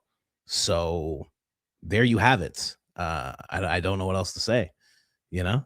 So Z has a kid. So I guess that's that. Anyway, let's keep going with what they're talking about here. Let's move on to this clip where they discuss the chapters taking over control of social media accounts, kind of the way Charlie's account was taken over by Andrew Colvette. For bringing things up on their personal social media accounts that were that week's topic that you don't touch. Yeah, I've heard that too. And one of the things, maybe you could speak to it when you sign up for these chapters. One of the things I was told in the agreement they have to sign is they basically have to give control of their social media to Turning Point. Yes, like the schools. So basically, as part of their loose requirements, you have to start at least one social media account, which in our case, I just started an Instagram. It needs to be TPUSA and then the school's initials. But it is part of the required process. Now, they didn't even ask for this, so I don't think people are paying attention to it. But you are supposed to hand over your login info for that. You cannot post anything that's not like an unapproved logo. So they're very, at least on paper, very restrictive over and controlling over these social media accounts. Yeah, that's wild to me. That's something that I heard. I didn't have any proof of it, but that, you're saying that's proof right there. So they actually, not only do they want to control what your social media posts, but they specifically request your login credentials so that they can directly control it themselves. That's interesting. That's very interesting. Anyway, what is the last one here? Okay, that was all the this last one's interesting. And I don't think he got a proper answer for this one. Now, a lot of people don't know who Z is. Z, I'll tell you about it. Destiny, the streamer, super left-wing streamer, had blue hair at one point. His name's actually Steven or something like that. Well, he was on stream when Charlie Kirk passed away. And Z actually calls up Destiny. Destiny says, hey, I'm streaming. This is when we were all looking into Hunter Kozak and all this stuff. Z calls Destiny, and Destiny's like, hey, I'm streaming, just to let you know I'm live. Don't say anything crazy. So Z says, did you see what happened to Charlie Kirk? And he goes, yeah, I think, Charlie Kirk's dead. He's like, I think he's gone. And she goes, dude, we are so effed. We are so effed right now. And then Destiny hangs up. So this Z can't say anything else. Now, no one knows what Z was about to say, but for some reason, Z was like, we are so effed because of what's happened to Charlie. And everybody was like, what the hell was that? Everybody was like, what the hell? Like, what? And this is just after Destiny made it very clear via his live streams. I think he even got banned for this. He made it very clear that he thinks, and again, Destiny is a part of the whole UNF America thing. He's like one of the main guys. It's like, I think he's like right up there with Z. He made it very clear that he thinks every single conservative should be scared when they go to rallies, should be scared when they go to Turning Point events. They should be scared, and he doesn't care if they die. It was just a vile few weeks of him ranting about how he doesn't care if they pass away. He doesn't care what happens to them. And then all of a sudden, literally, I don't know, maybe a month later, Charlie passes away. Hunter Kozak's there, who's affiliated with the UNF America Tour, who's affiliated with Destiny. And that's why it looks so crazy. And that's why people were really looking into Hunter Kozak. It wasn't just the fact that he was there when Charlie passed away. It was who he was affiliated with. It was crazy. So Project Constitution, I didn't even know he was going to ask this. Project Constitution decides to ask about this whole thing. But honestly, I don't think he pushed properly. I feel like he should have pushed a little harder. Again, another interviewer who is, more in establishing a relationship. I think he's on good terms with them, and he doesn't want to exactly, after an hour of talking to them, be like, hey, are you a killer? Hey, did you organize this whole thing? I guess he didn't want to be that person, but I wish he pushed a little harder. The interview, or not the interview, but the live stream with Destiny right afterwards, where I'll go ahead and we'll go ahead and shut real quick just to give people a reminder. I just want to ask you about that. And I've gotten to know you a little bit since then, so I know a little bit more of what's going on. And I personally don't think that you guys had anything to do with it. I think you were also being set up, but we'll just give people a little reminder of what this was. Well, what's up? I'm streaming, by the way. This is, did you see what happened? Yeah, I think so. Yeah, like, dude, Charlie's gonna be fucking dead. I'm pretty sure he's already dead. Yeah. Dude, we are fucked. Well, what's up? I'm streaming, by the way. So he hung up. He hung up right away. As soon as she started saying that, he hung up. You would think that if someone said that and they were just talking about their organization, like, oh man, we had all these tour dates planned, right, coinciding with Turning Point. What's going to happen now? Who are we going to stand opposed to? If that was the case, then, Destiny would probably just let that conversation happen, because why not? What kind of conversation could have been about to be had that out of nowhere, he just says, you know what? I got to hang up. I got to hang up and make sure that she doesn't say anymore. I found it very, very weird. So we'll hear what the answer was there from Project Constitution.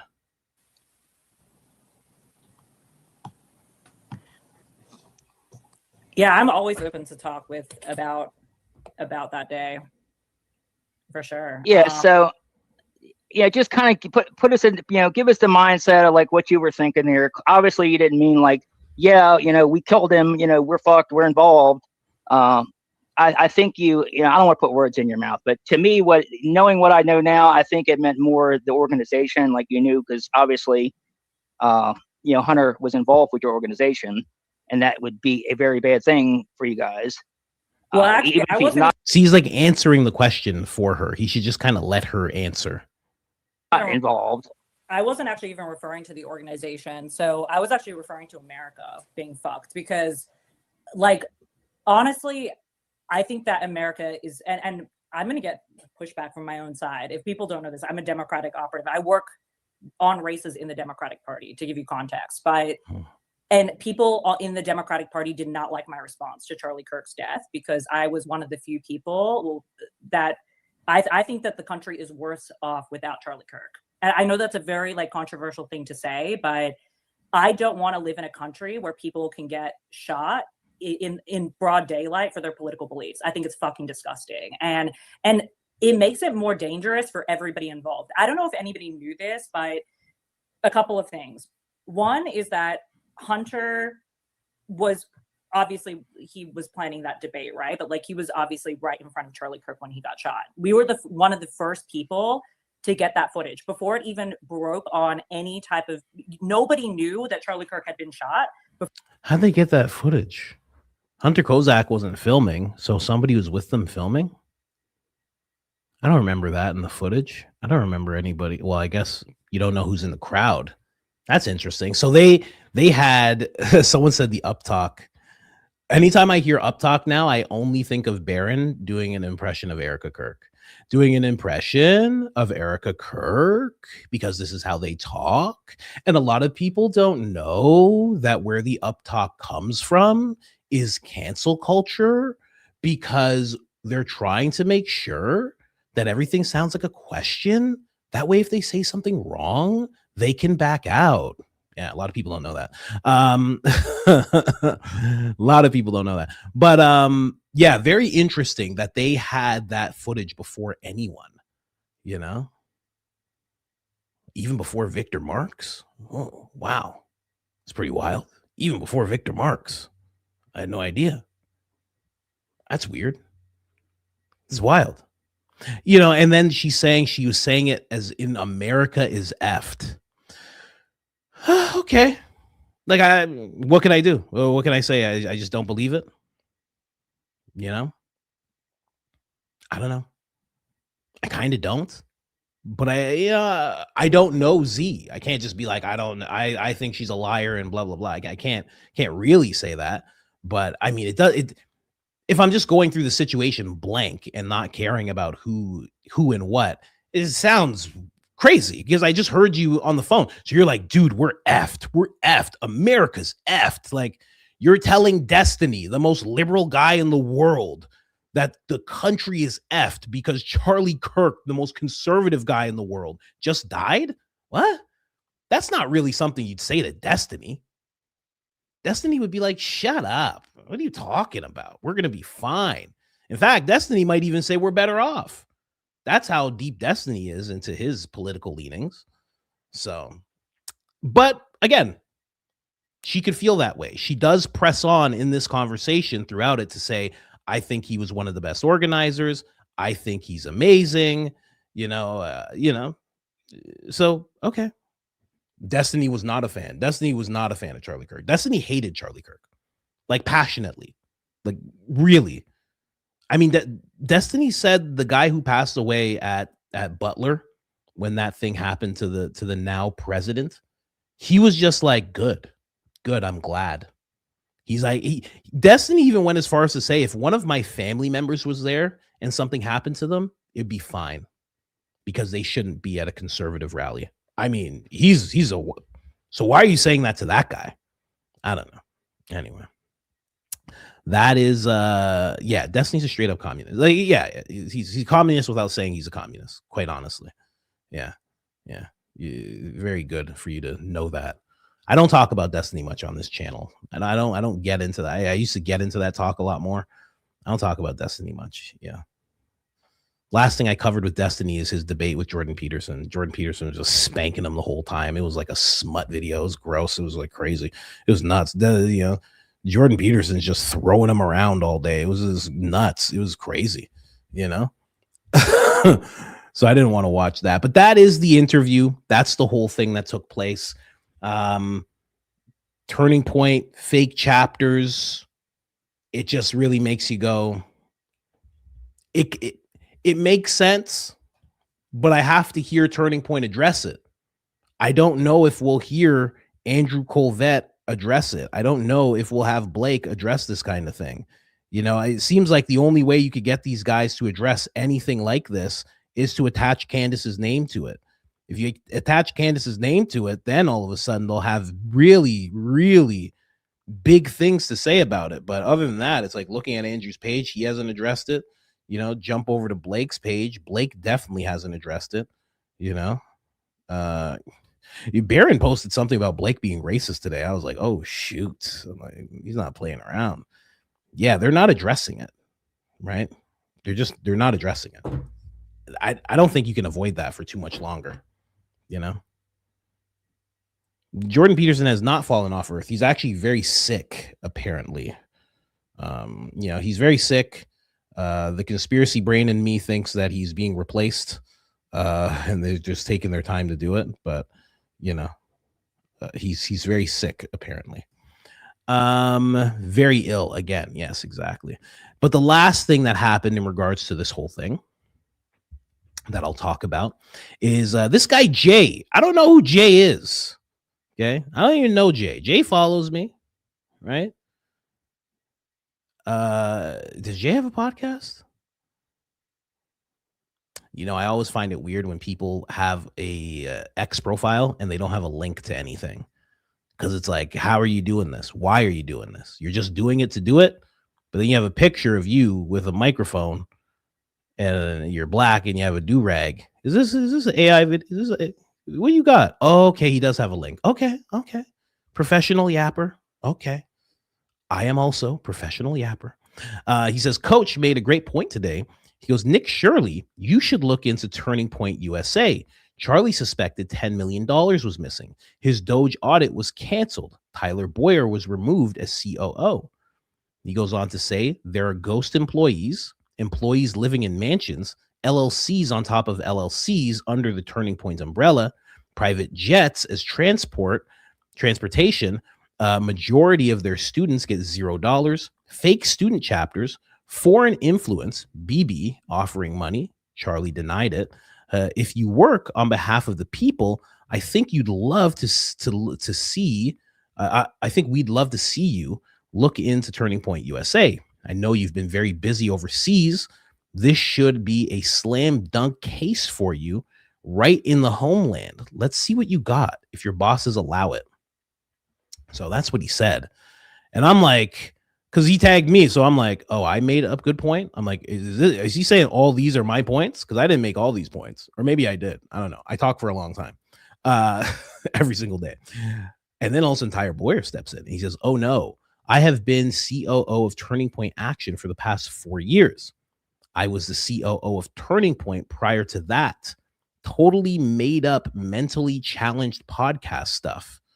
And I was like, oh gosh. I'm like, now I'm on the radar. He's clicking through. I'm like, ah, God.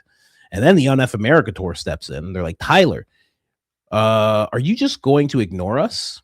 We have enough evidence of your employees fraudulently creating chapters in an effort to meet impossible quotas. We can report all the high schools to you. Why are you ignoring us? Right? Let me go back here. And then Tyler actually responds. He says, your entire identity is to be the backwards version of me. I mean, that's just not true. I mean, of Charlie, right? Charlie said that, you know, the person that runs the NF America tour was the Temu version of him, like not you. Nobody, these guys getting too big for your britches, man. Nobody even knows who you guys are. You know, if it wasn't for Charlie, people wouldn't know who you are. And you wouldn't be doing half this amount of stuff you're doing. Yeah, Jay on YouTube. I'm going to actually go check this stuff out.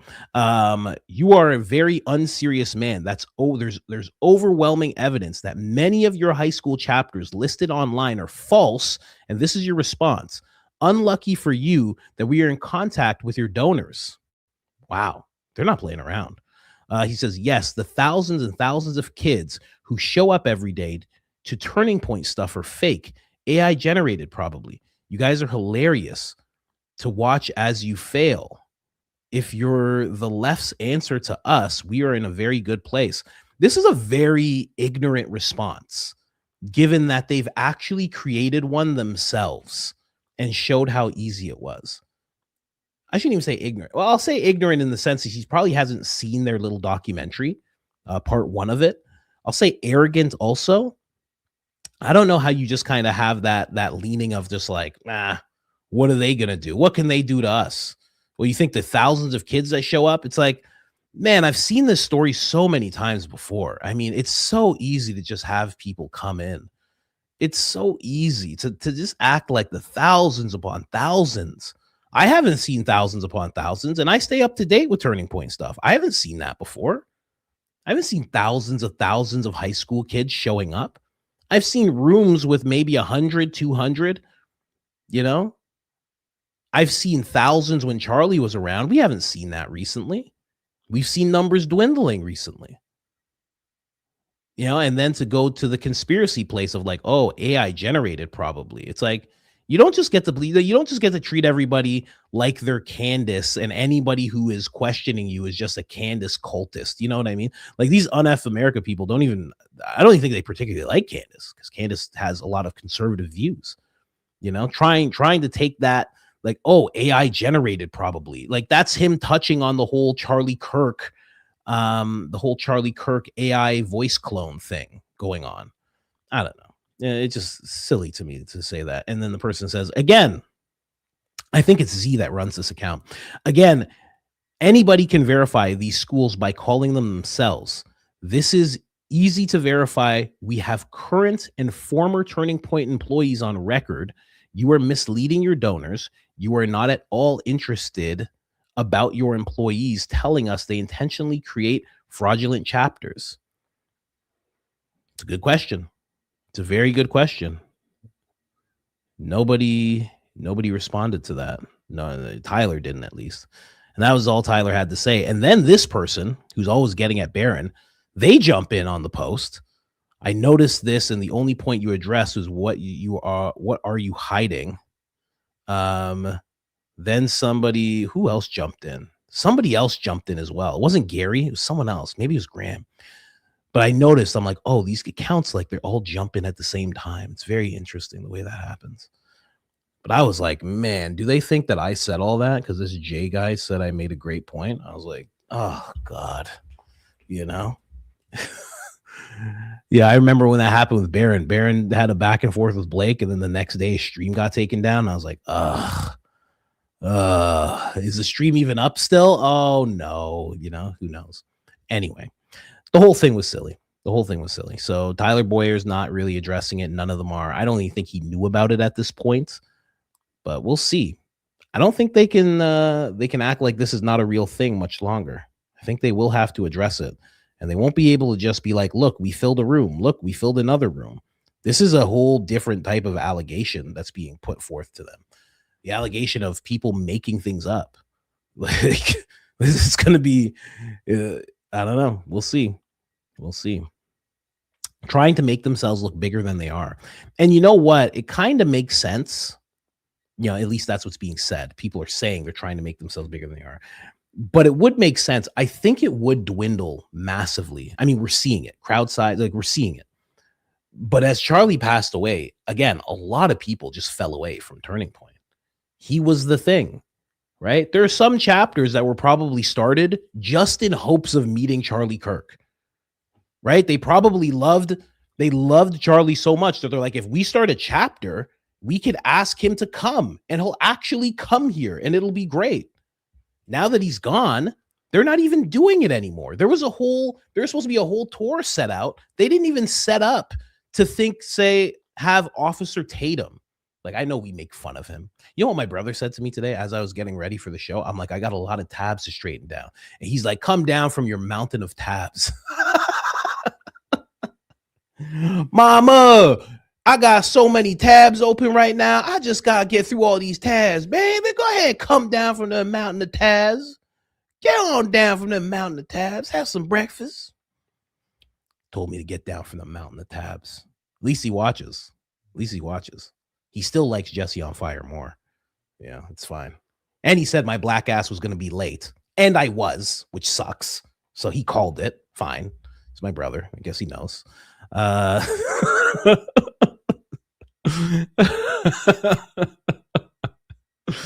Man, just ridiculous. He's like, your black ass is gonna be late. I was like, what are you talking about? I'm like brushing my teeth. Huh? What do you mean? What? I'm gonna be late. Putting lotion on. I'm 2 minutes late. He got me. He knows. It's all good. But we'll see how long they can deny these allegations, or if they even address them at all. Yeah, exactly. I told him I'm not gonna be late, and he was like, "Mega, please." You don't call me Mega. Don't call me Mega. I ain't no house Mega. Huh? What? Let's get into the next story, guys. This guy right here, I don't know if you've heard. This is the first time I'm seeing him interviewed. This guy was the guy who actually paved over the crime scene of where Charlie Kirk passed away. And he has some very interesting things to say, I think. Let me go back to my notes just to make sure I'm at the right place. But I'm pretty sure 5 minutes into it, and we are 5 minutes in, I think he talks about it. Let's listen to this. Give you pictures of exactly when I showed up. I took pictures of what it looked like. They had taken out about 10 inches of the dirt around the whole place, right? You know, you can right now you can see where the pavers are. Everything under that, probably 10 inches had been excavated. Why do you think they excavated so much dirt? You think that they were trying to make sure they got any bullet fragments or anything that was in there? I wasn't looking at it with that lens, dude. Really? I wasn't. It didn't even cross your mind? It didn't cross my mind. Here's the thing. You were saying stuff on social media. Everybody's saying stuff on social media. Yeah. And quite frankly, I had been, I got so disheartened with social media because they just spin everything and they talk and fear mongering and hate sells. And I didn't want to see it. I knew there was videos out there. Right when I pulled into town, when it happened, I Googled it and I saw the video from afar, right? Of Charlie getting shot. And I thought, man, I don't want to see that shit. This guy got shot. You see it, he's probably dead or dying, right? I don't want to see somebody murdered, especially a good man, a father and a husband. So I hadn't been on social media. I had stayed away from it. My wife had been on it and she was a wreck, bro. She was just, all that ugliness was. I just have to say right away, the main thing from that little clip is that he confirms that it wasn't him and his team, his company, that excavated it out. The university, and even more so, the governor and the bureau actually had that excavated out first. 10 inches of it. They made sure to take that out first. I find that so weird. I don't know about you guys, but I would figure that this guy would at least be on scene when something like that happens. At least he'd be around. I don't know. Maybe not.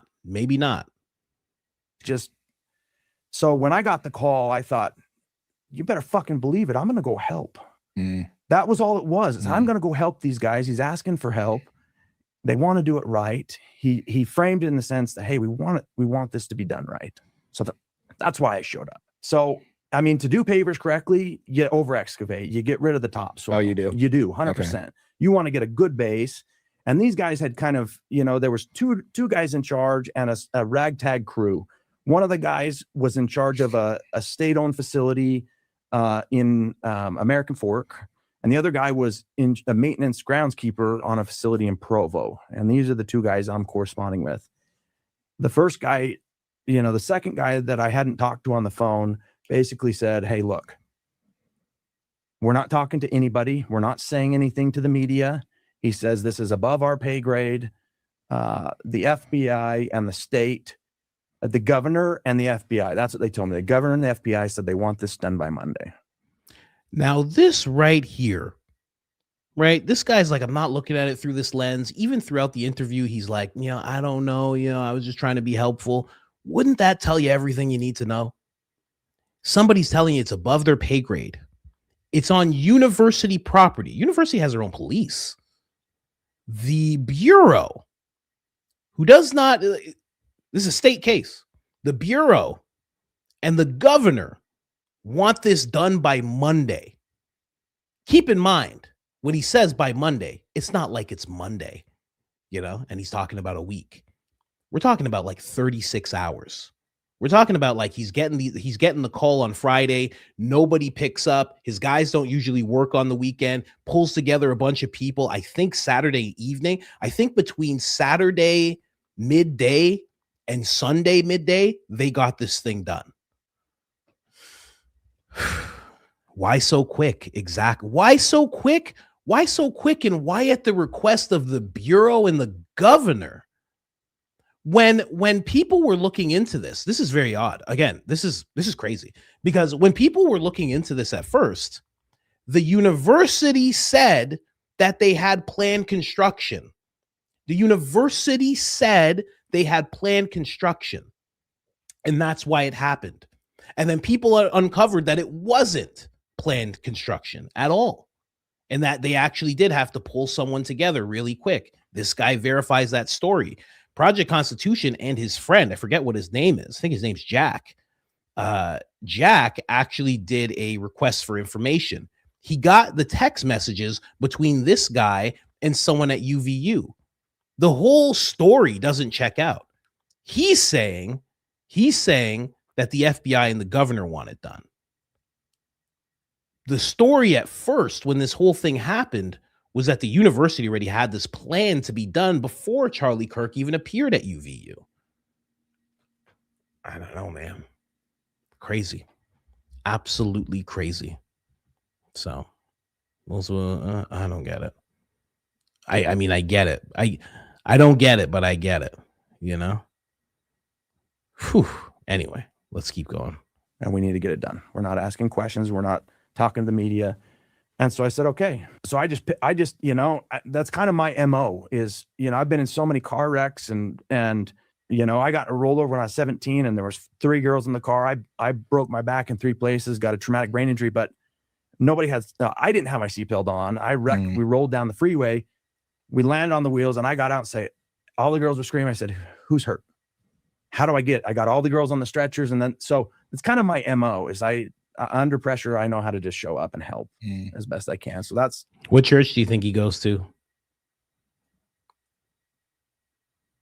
Anyway. So you guys got it done that day, the next day. And then so we worked until night and, basically until dark. And then we came back the next morning and started getting it installed. Was there anything that happened afterwards? Like any weirdness? Did you start getting people calling you or texting you, trying to get more 100%. Of the story? Like what happened then? Well, no, not, I think there was the thing that felt fishy to me was after it happened. And I saw, at that point, a few people had kind of accused me of being a part of the cover up. And I thought, so I started watching the videos. I started getting on Facebook and I'm like, well, fuck, maybe I was, fuck's sake. Yeah, and I really started questioning, like I had this weird thing going on. And do you think it was weird that they immediately decided to excavate and pull up a murder scene of like such an important murder that's completely doesn't make any sense with the official narrative? Don't you? This part right here. A lot of people are saying Latter Day. Oh gosh, guys, why would you think that? Oh my gosh. I just asked what church you go. What church I thought, I can't believe you guys are saying this. How dare you guys? Hands behind your back, dude. That's the next thing the podcaster says. Hey man, it's been great having you on. Hands behind your back. Okay. This part right here is very interesting because this guy doesn't know much. He just wanted to help. He's in construction, but let's listen to what he has to say about the crime scene. I think that's super weird that they would immediately try to excavate all that and pull it up instead of making it a crime scene. So here's what a lot of people don't realize is very public crime scenes don't last as a crime scene very long. They just don't. Typically speaking, they come in, they take all their evidence, they wash it down with a fire truck so that people aren't coming and looking at all the blood and the gore. That's fairly typical. I don't know. That's what I know. So how do you know? How do you know that, sir? Sir, how do you know that? How on earth do you know that? Here's what people don't know about crime scenes. What? How do you know that, man? Because let me tell you something. Here's what happens with a crime scene, right?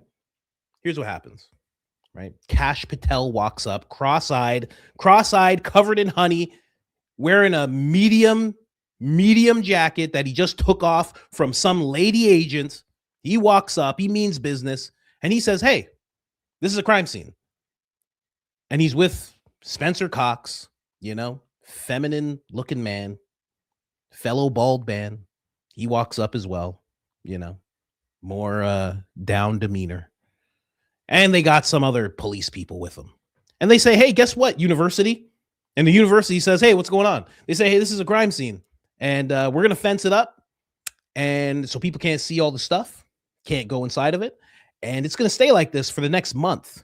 So anything you had planned doesn't happen around here. Don't want you guys to contaminate anything because we say so. And the university goes, okay, that's how it could go very easily. It's not like there's some rule where they're like, well, I mean, it's been a couple of days. Let's hose it all down so we can't find any blood, and let's excavate as much as we can so we can't find any bullet fragments or plastic fragments or anything like that. Let's get it all gone, guys. What? It's not a rule that has to happen. What's he talking about? I don't know. Tell you, Utah's a strange place, boy. I'm never doing a show at Utah. I'll tell you something. I'm never going to Utah. You kidding me? I'm never going there. I don't care about the comedy plays. I don't care how many people want to see me over there. I'm not going over to Utah. Utah's a very strange place. Very, very tight-knit place, if I'd say so myself. Every time I talk about the place, I get an email. Someone's like, just so you know, I heard you say Latter-day, and I just want to let you know. Every single time. Save it. I don't read them. Anyway, someone said I'm in Utah. Well, you're going to have to come somewhere else. Oh, maybe somewhere close. Not too close, though. Not driving this. I don't know. You might have to take a plane somewhere. You might have to check me out in Florida. You might have to check me out in Florida. You might have to do something because I'm not going over to Utah. My wife says Utah is beautiful. We're not going. We're definitely not going. I'm not going to see no mountains. No, I'm not going to be in front of no buildings, no vast mountain ranges. Some guy's going to be like, hey, man. Hey, you want to come over to the church? Hey, you're Coach Colin, right? Come stand right here, big guy. Hey, what's going on, man? Stand right here for me. Just angle yourself just like that. Then I'm going to see some guy in a white hat. He's going to start doing signals. He's going to start, hey. I'm going to be like, hold on a second. What's going on here? Hold on. Why are so many people doing signals? Why is everybody wearing maroon shirts? What's happening right now? Nothing's happening, big guy. Just stand right here for me. Huh? Just uncover your neck real quick. What? Uncover my what? No. Why are you saying uncover my neck? Hey, stop standing behind me. No, I'm going to stand behind you. Nah, how about that? I'm going to stand behind you. Is that a man in a furry costume? Oh, no.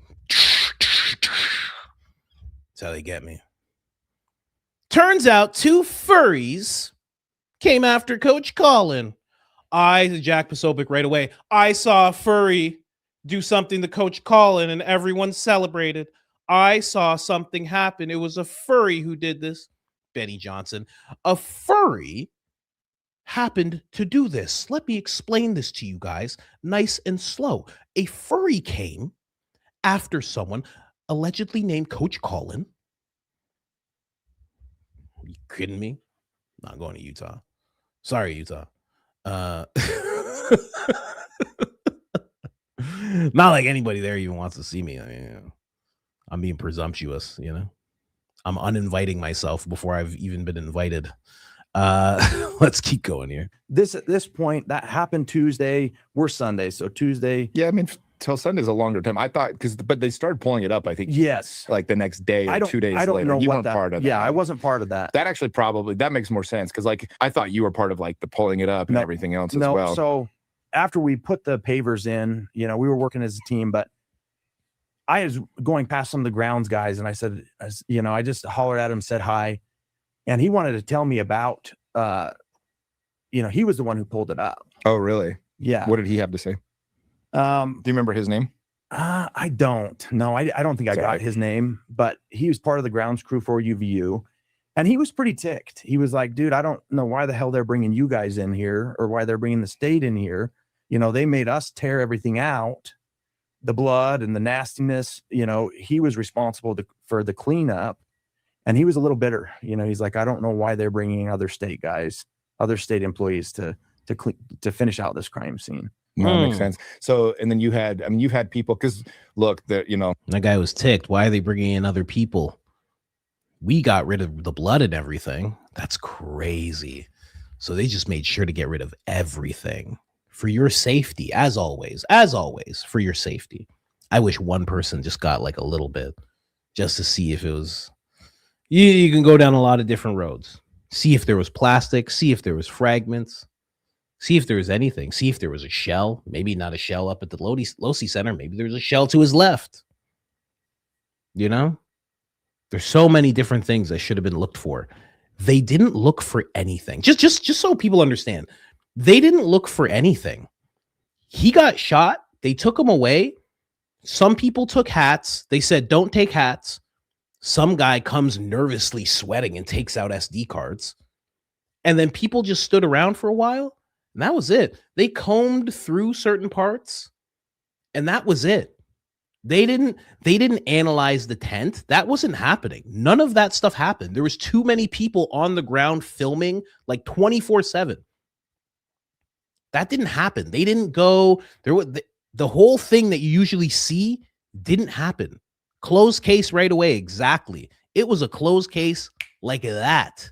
Like that. It was nuts how quickly. Literally, he got shot. Victor Marks is like, my friend's dead.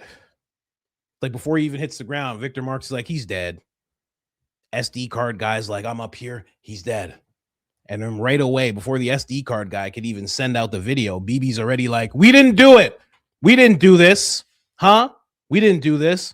And Trump's just like, hold on. Let me post this AI picture of Charlie hugging a blue and white flag. Case closed. Cross-eyed Kash Patel pops up. Hello. The manhunt took exactly 33 hours. Wink, wink. Isn't that right, Spencer? That's right. 33 hours. This was brought to you by 33. We'll see you in Valhalla. Case closed. That was it. And Erika's like, I forgive him. Murder him speedily, please. What? What? Wait a second. Hold on. Nobody could even get their bearings. They were just whipping through this thing. They were whipping through this case. Before we could even look up, they're like, we already, we repaved the whole crime scene. We had it planned, you understand? I'm still on the fact that they lied about having it planned. The university said they had this planned, and it's not true. It's not a real thing. They didn't have it planned. And on top of that, they didn't even wait to find the guys who were going to do the repaving before they excavated. They made sure for the purpose of getting rid of what was there, blood, anything that could possibly help the case. I mean, come on, man. Just ridiculous. And then on top of that, this guy's like, not this guy, but the guy he's talking to, he's like, I didn't even think about getting paid. I just wanted to be helpful. Mega, what are you talking about? You didn't even talk about payment? You're a business owner and someone calls you up. You're a business owner and someone calls you up. I need 5 guys. I need you at the university. We need to repave something ASAP. And he's like, oh, I gotta get my guys together. You were going to explain to 6 guys that none of them are getting paid? Are you crazy? Let me tell you something. I've worked in construction. That's not how construction works. You don't get to, if you say you're not going to pay a bunch of people, you more than likely have a bunch of people who are about to beat you up. And they're going to get their money somehow. And on Sunday, isn't that extra money? I don't know, man. Anyway. Someone said, good Mormons don't talk like this. Okay. All right. You ever watch the Secret Lives of Mormon Housewives? I know they're not good examples. They're not good examples. Good show though. It's a good show. They're not good examples though. That's not fair. Anyway, let's keep going here. I've been following it semi closely. I was for a while, right? Now it's pretty clear to me they set this kid up, and Yeah, that's what it looks like. it looks like it was the law of the mic. I would bet my life on that. Yeah. And we all know that Charlie had turned on Israel, and that's probably why they killed him. I Right. mean, that's their MO. And just one point, when we were sitting there, That was a cut. You see that? He said that, and that was like a clear cut. That wasn't like a regular like camera shift. That was a cut. They cut something out right there. Right there, they cut something out. I wonder what they cut out. Interesting. Anyway. Show the picture of my hair on your head. I don't know if I can. My wife asking for the most ridiculous things. I'll see if I can find it. She wants me to show you the dumbest picture. somebody had been killed there, bro. Sure. It was heavy, dude. It Was it was still it heavy? was heavy, dude. It wasn't like I didn't want to fucking be there. Hmm. I didn't want to be there, but I was trying to be useful. As you look up and you see where they're saying this shot's coming from, it's in plain fucking view. You can see like, but dude, I've hunted. A 30-06 from that close a range does not do what that bullet did, right? You look at the videos, you see his shirt do some crazy shit. You see his team catch him before he hits the fucking ground.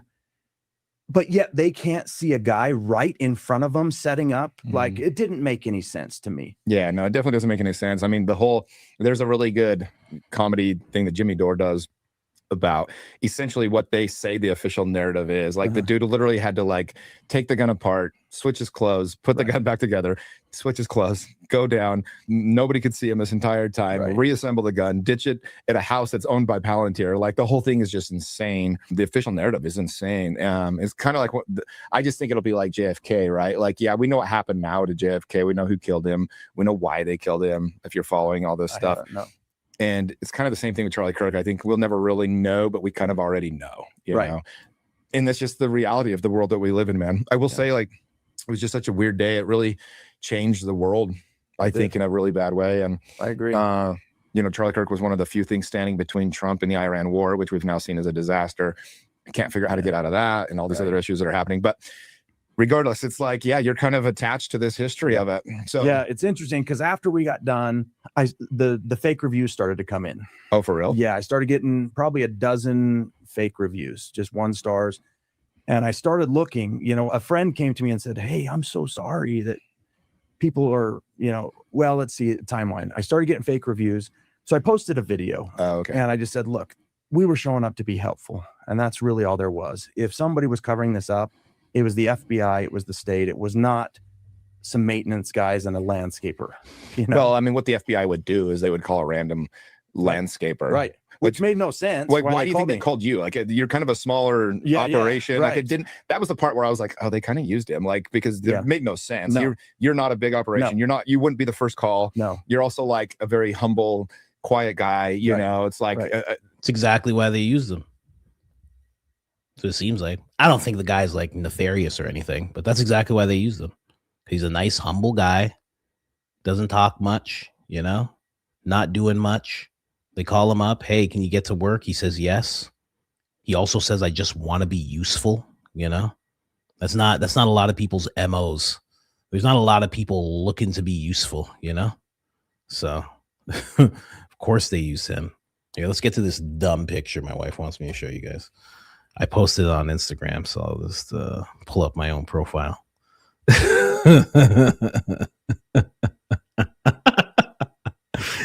Here you go. Here you go. Let's see here. There you go, guys. Bang. that's there you go. She just wanted to be useful as well. She's helping me out there, you know. Guess she wanted to see what it looked like when I had hair. This is actually how my hair used to grow, just so you guys know. This is just how it used to grow, you know. It's all messy. Someone said baddie.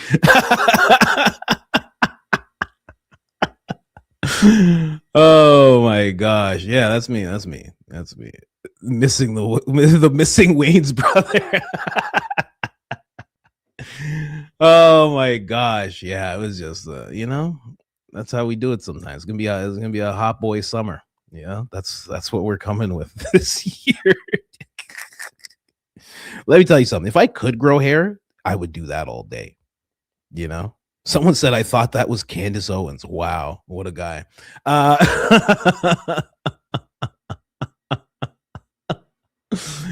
Oh my gosh. There you go.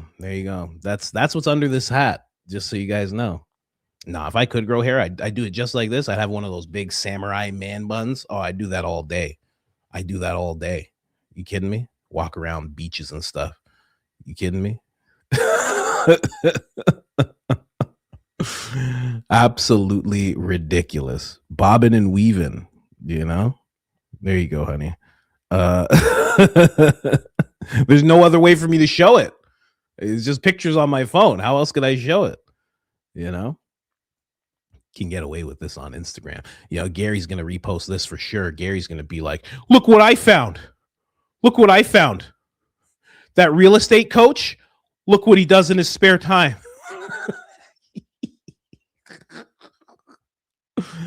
Oh my god. Mama Tatum. Yeah. If I did an actual sketch, it would be Wendy Williams. Oh my gosh. Shout out to Wendy Williams. That's so funny. Mama Tatum. If I did an actual thing, if I did an actual sketch, this is what Mama Tatum would look like.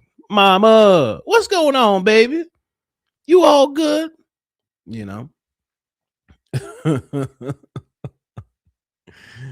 Oh my gosh. There you go. Just so you guys know. All right. This is what she wanted to see. Hope you're happy, honey. You gotta keep your wife happy. Even when you're podcasting, you gotta keep your wife happy. You call me Colin Kirk. Coach Erika. Oh my god. Cat Williams. This is how Cat Williams' hair is. His hair is actually just like this, all beautiful and permed out. Furry coach, She did a good job. Doctor coach. Yes. Sorry, Dr. Coach Erika. My bad. That's exactly. Oh my gosh. Look like a Greek god. That's what I look like right there. How come nobody said Thor? How come no one said Hercules? Do I not look like Thor or Hercules? What's going on with you guys? You guys said every single name except Thor. I don't look like Chris Hemsworth right now. What are we talking about? A little bit? Anyway. Fabio. Oh, that's old school. That's way back. That's a way back one. Fabio. We are so ridiculous. We are absolutely ridiculous here. I like it. I like it for a Friday, Candace is going to be gone until like Tuesday. Baron, people are saying he's going to have a grandkid. I'm glad people know. I didn't know if I was supposed to say anything, but yeah, something like that or something. I don't know. People are talking about him being a granddad. Are those just old jokes or are those serious?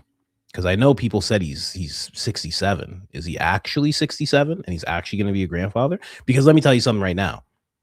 Once you're a grandfather, you are 67. It's no longer a joke anymore. Okay. Just putting it out there.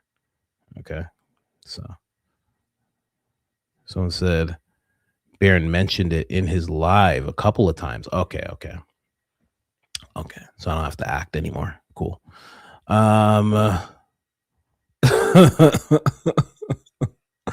Anyway, Baron 68. My apologies.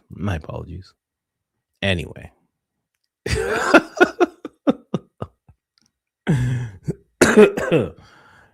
Oh my gosh. Yeah, Gary's gonna have a field day with that one. Gary's gonna be like, what on earth?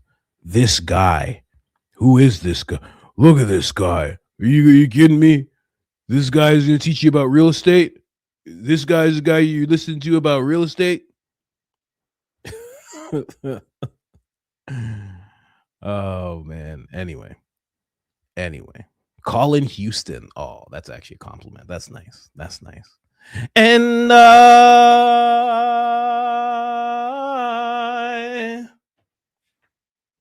forgot the words. I would have banged it out for you guys. I'm telling you, I would have. I forgot the words. What are the words?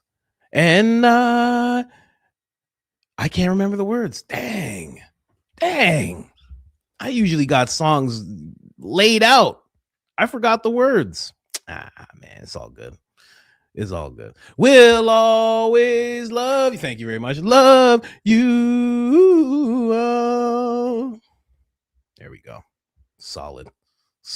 That's how we do it on Fridays. This is Drag Fridays. Drag Fridays. Join Coach Colin on Drag Fridays. You know, trying to get that Comedy Central contract. You know, it was crazy how she did that. She just walked up and she just went boop. She's like, check it out. I was like, how did you know how to do that so well on my head like that? She had that planned for a long time, you know. And that is that. Let's get over here. What else did I have? Oh, I definitely have this. I just wanted to show this really quick.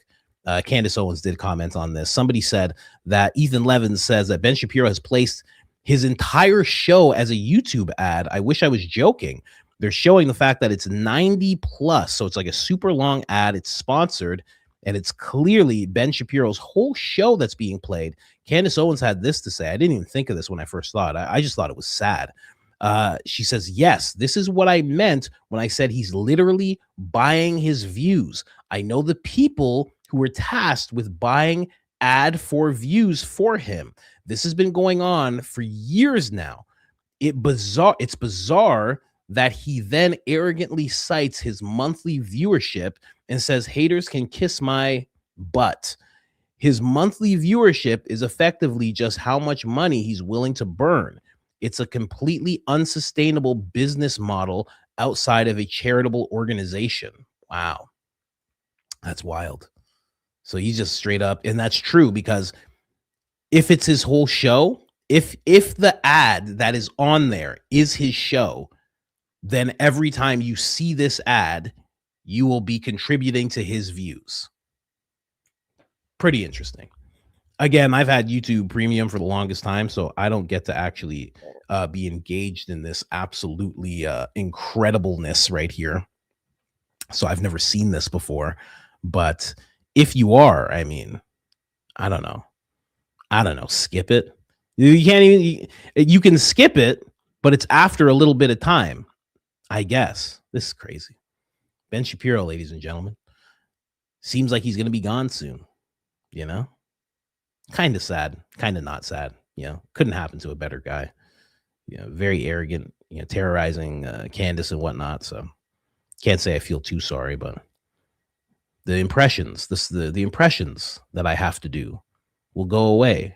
You know, that's what's always sad about those type of things, is that I don't get to impersonate him anymore after he falls off, because there'll be no point. You know, I used to do a great Biden impression.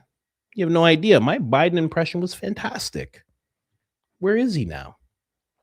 I have no use for it anymore. It just goes in the closet with the rest of the impressions can't do anymore. Right?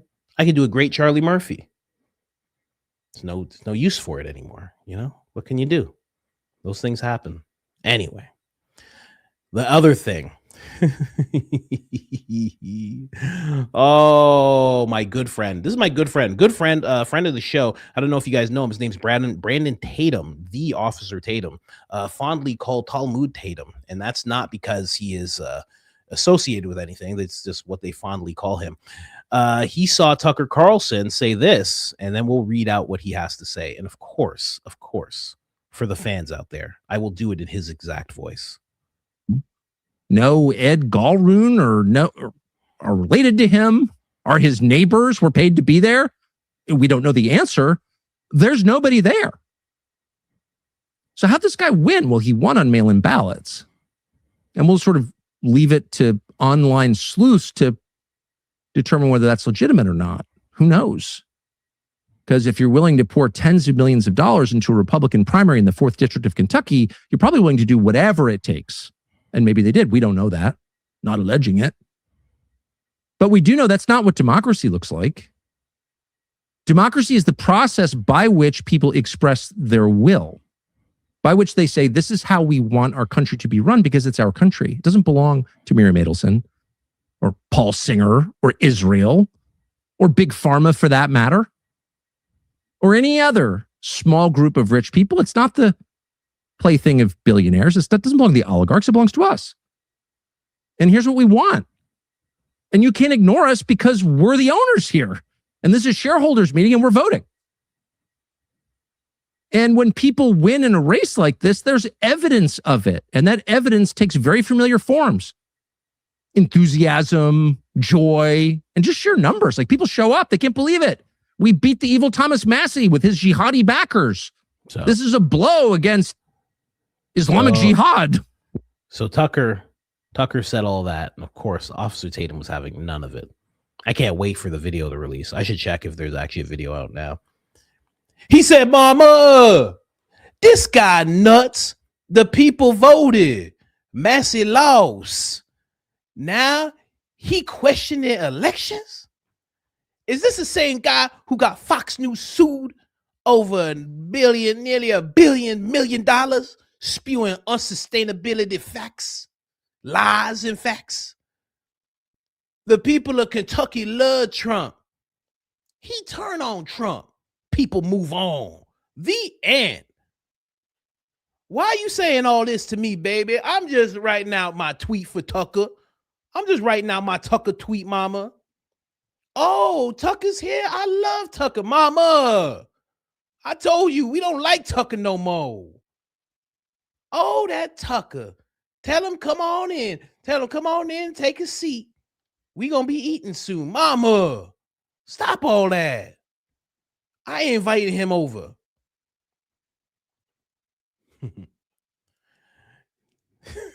You invite him right now. Oh my God, I gotta invite. Hey, Tucker, Mama said you come over and have a plate. Well, I love soul food. I'm so happy to be here. Thomas Massey only lost because of mail-in ballots. I'm telling you, Mama, that is actually the truth. That is what's happening right now. It is a fact, verifiable. Mama, you can't let him say all this. Baby, stop it. It's Tucker. Yes, Brandon. You should stop all this. You're a shill, Brandon, and everyone knows it. It's been a known fact for a very long time. It's a verifiable fact, undisputable.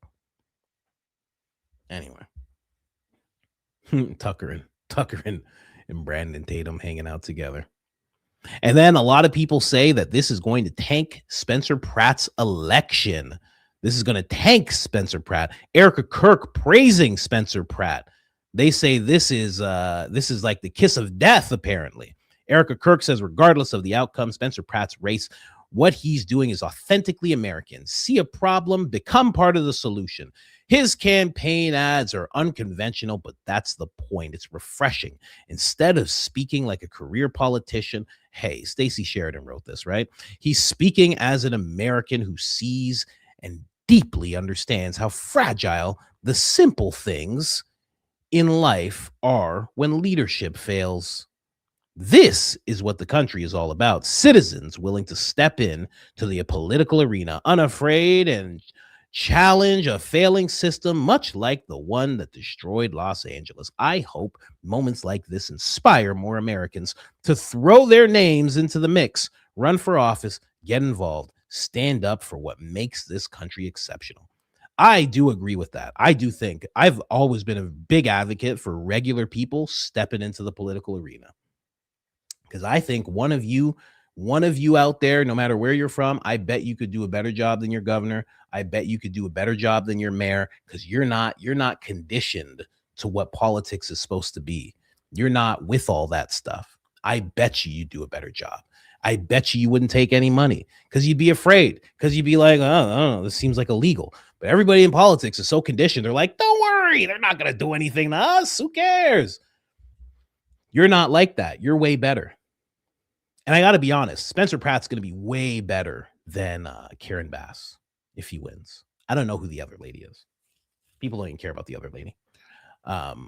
He'll be way better than Karen Bass.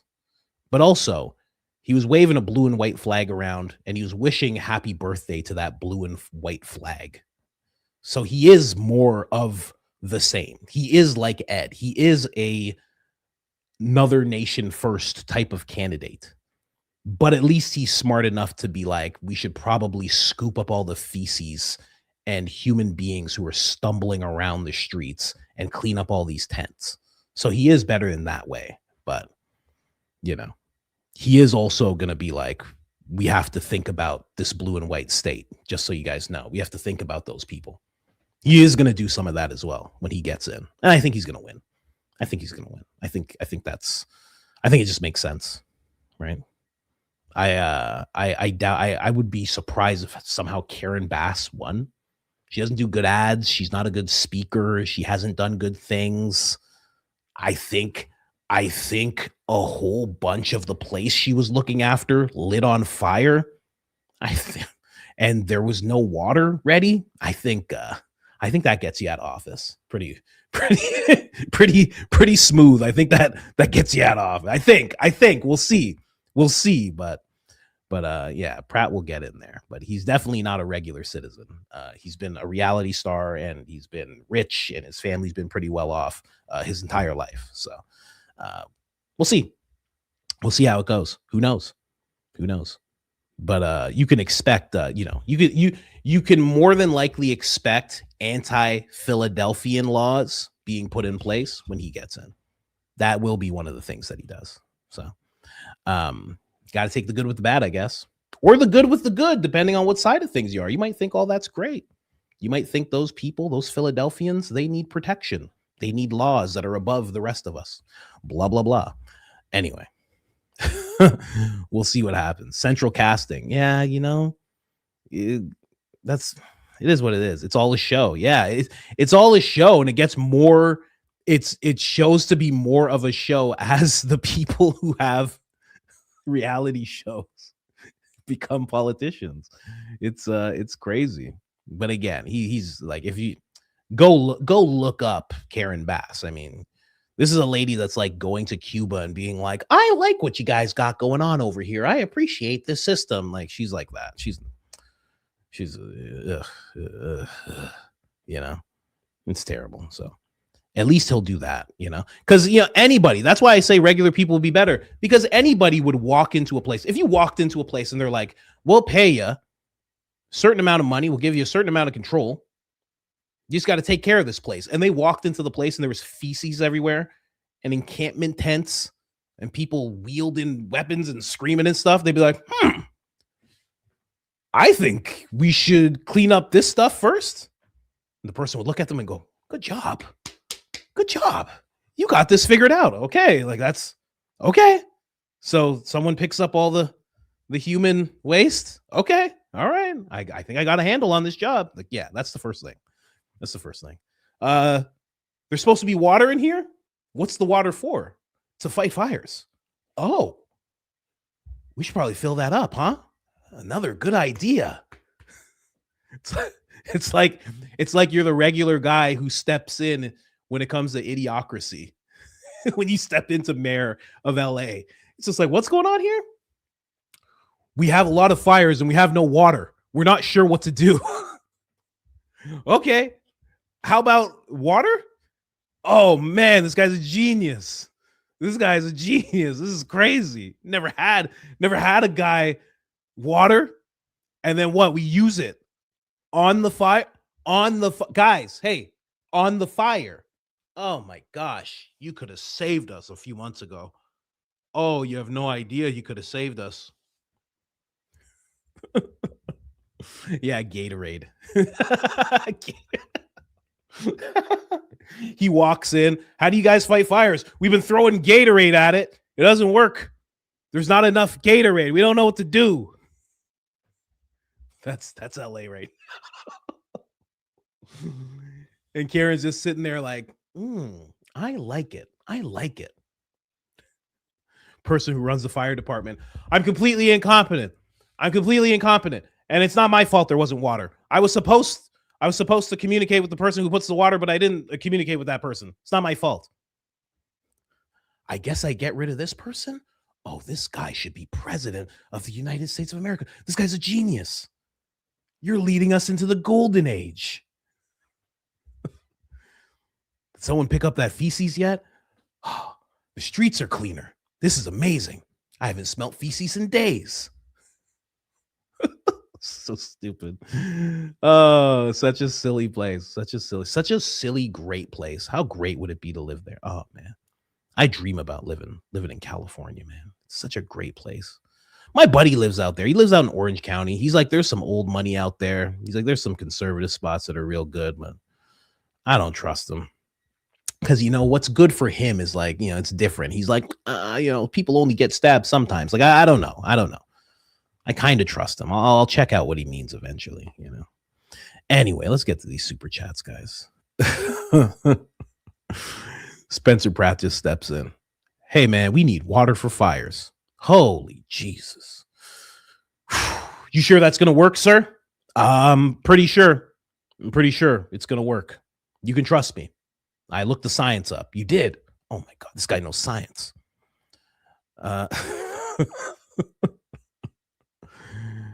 And then he's going to be like, send $40 million to the Middle East. And they're going to be like, okay. If he ends homelessness, here's the thing, though, with the homelessness in LA, where do you put them? Where do you send them? You just going to go around asking people where they're from, ship them on back? I don't know. Well, what do? You put them in the shelters you had for immigrants? Where do you put those people? There's a lot of them. And where do you put all those guys? You ever think about that? Where do you put those guys? Like Austin did a good job of cleaning it up at one point, but it's like you still see them in the overpasses and whatnot, underpasses. You still see them. It's like, what do you do with them? Tell them get out of here. Where do they go? They just keep going places. How do you get rid of them? And is it a conversation of getting rid of them? I don't know. I would love to know. Anyway, someone said Utah. That would be a boss. If Spencer Pratt did that, that would be a boss move. Sending them all to Utah. I don't care. Utah would know what to do with them. Start sending people over to Utah. I'm sending them to Utah and New York.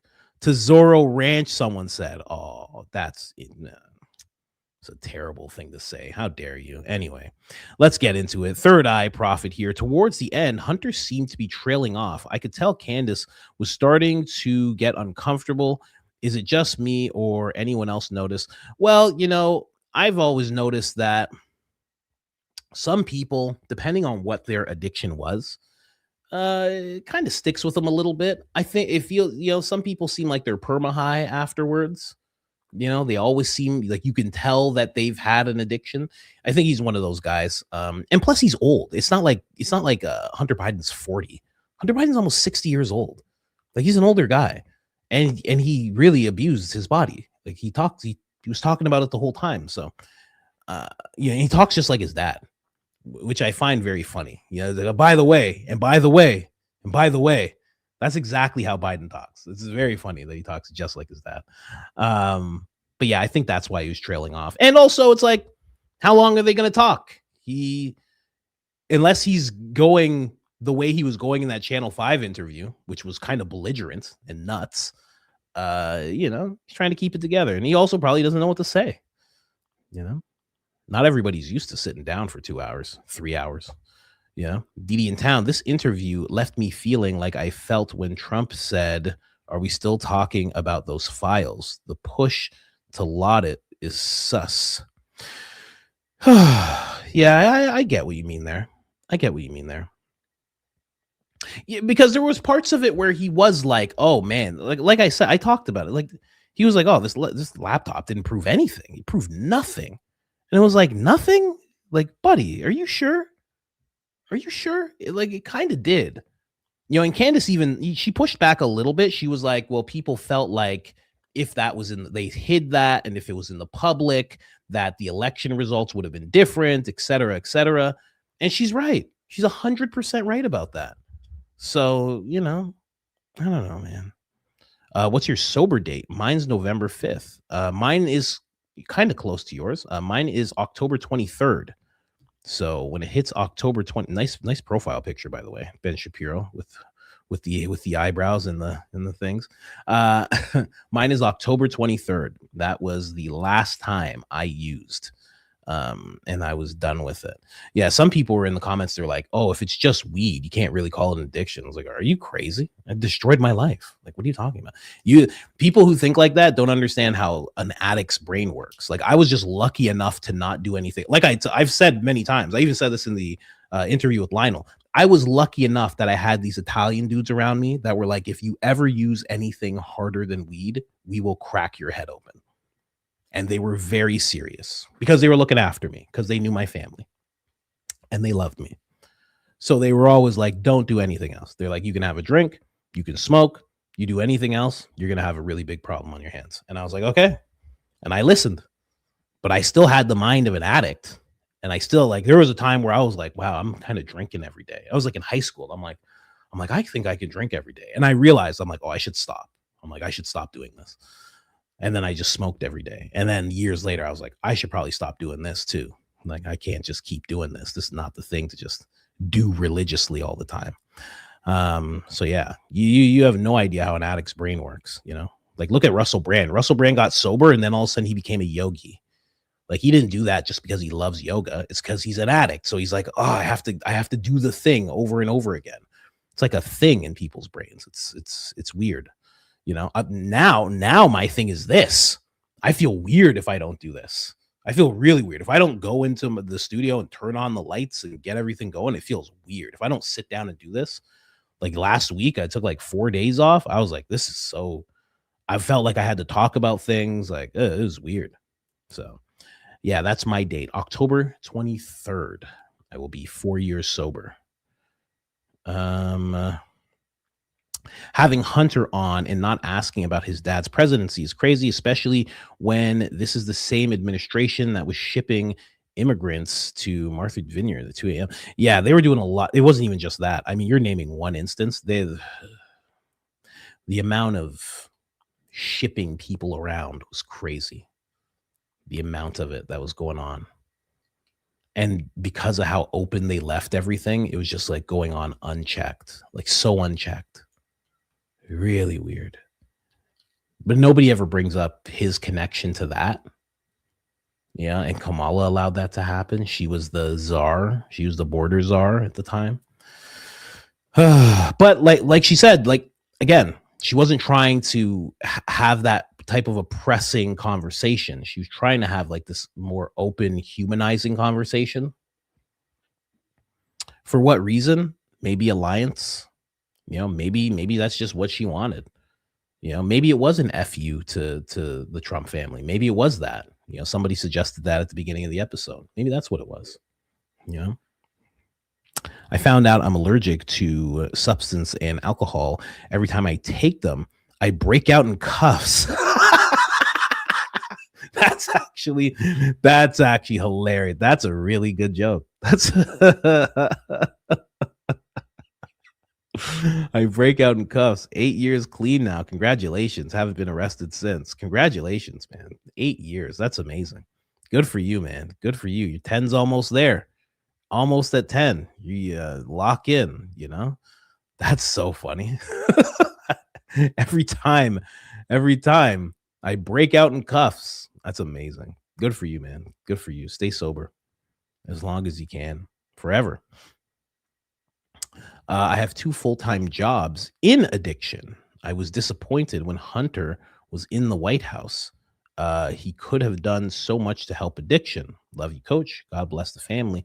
Interesting. I never thought about that, because near the end, he said he wanted to have some kind of aftercare, but he never spoke. And again, the reason it didn't happen is because his dad is just like Gavin Newsom and they will push everything aside to make sure everything looks perfect. So he was probably not even allowed to speak on that whole thing.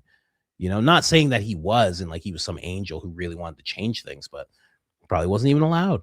You know, his fake doctor stepmom was like, my name's Dr. Jill. You know, this guy's like, hey, what's going on? Elon Musk. I was with Elon Musk yesterday and we were on a rocket and Mike Tyson came up and I said, don't touch the legs. Don't touch the hair on my legs because it stood up. And sometimes I'd let the kids touch the leg. They like the hair on my legs. And Mike Tyson wanted to touch it. And I said, put up your dukes, pal. And we were on a rocket ship. We went to the moon. Stanley Kubrick was there. You understand? Oh, where's Putin? Where's my vice president, Putin? You know, they're trying to make that seem normal.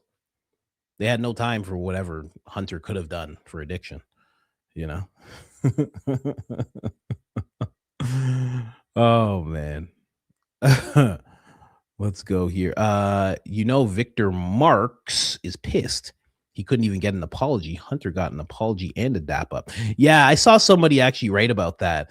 They were like, Victor must be so mad. I think someone tagged me on X. They're like, Victor must be so mad because she was just like, no, I'm not apologizing to you. And Hunter, she's like, I'm so sorry. Like, unprompted, you know, Hunter didn't even ask.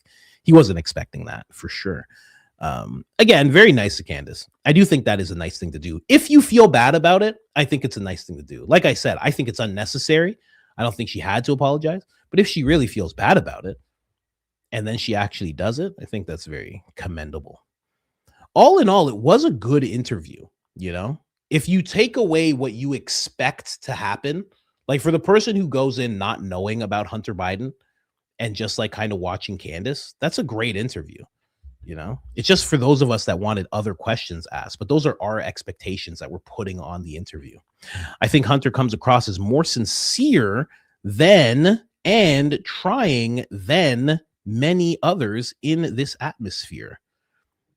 Yeah, I guess so. The only time I feel like he gets insincere when he starts talking about the laptop. When he talks about the laptop and he talks about his dad's presidency, he doesn't come across as sincere. Again, because the addiction and all that stuff he went through is so raw and so real, he can come off really authentic because that is authentic. He really went through that.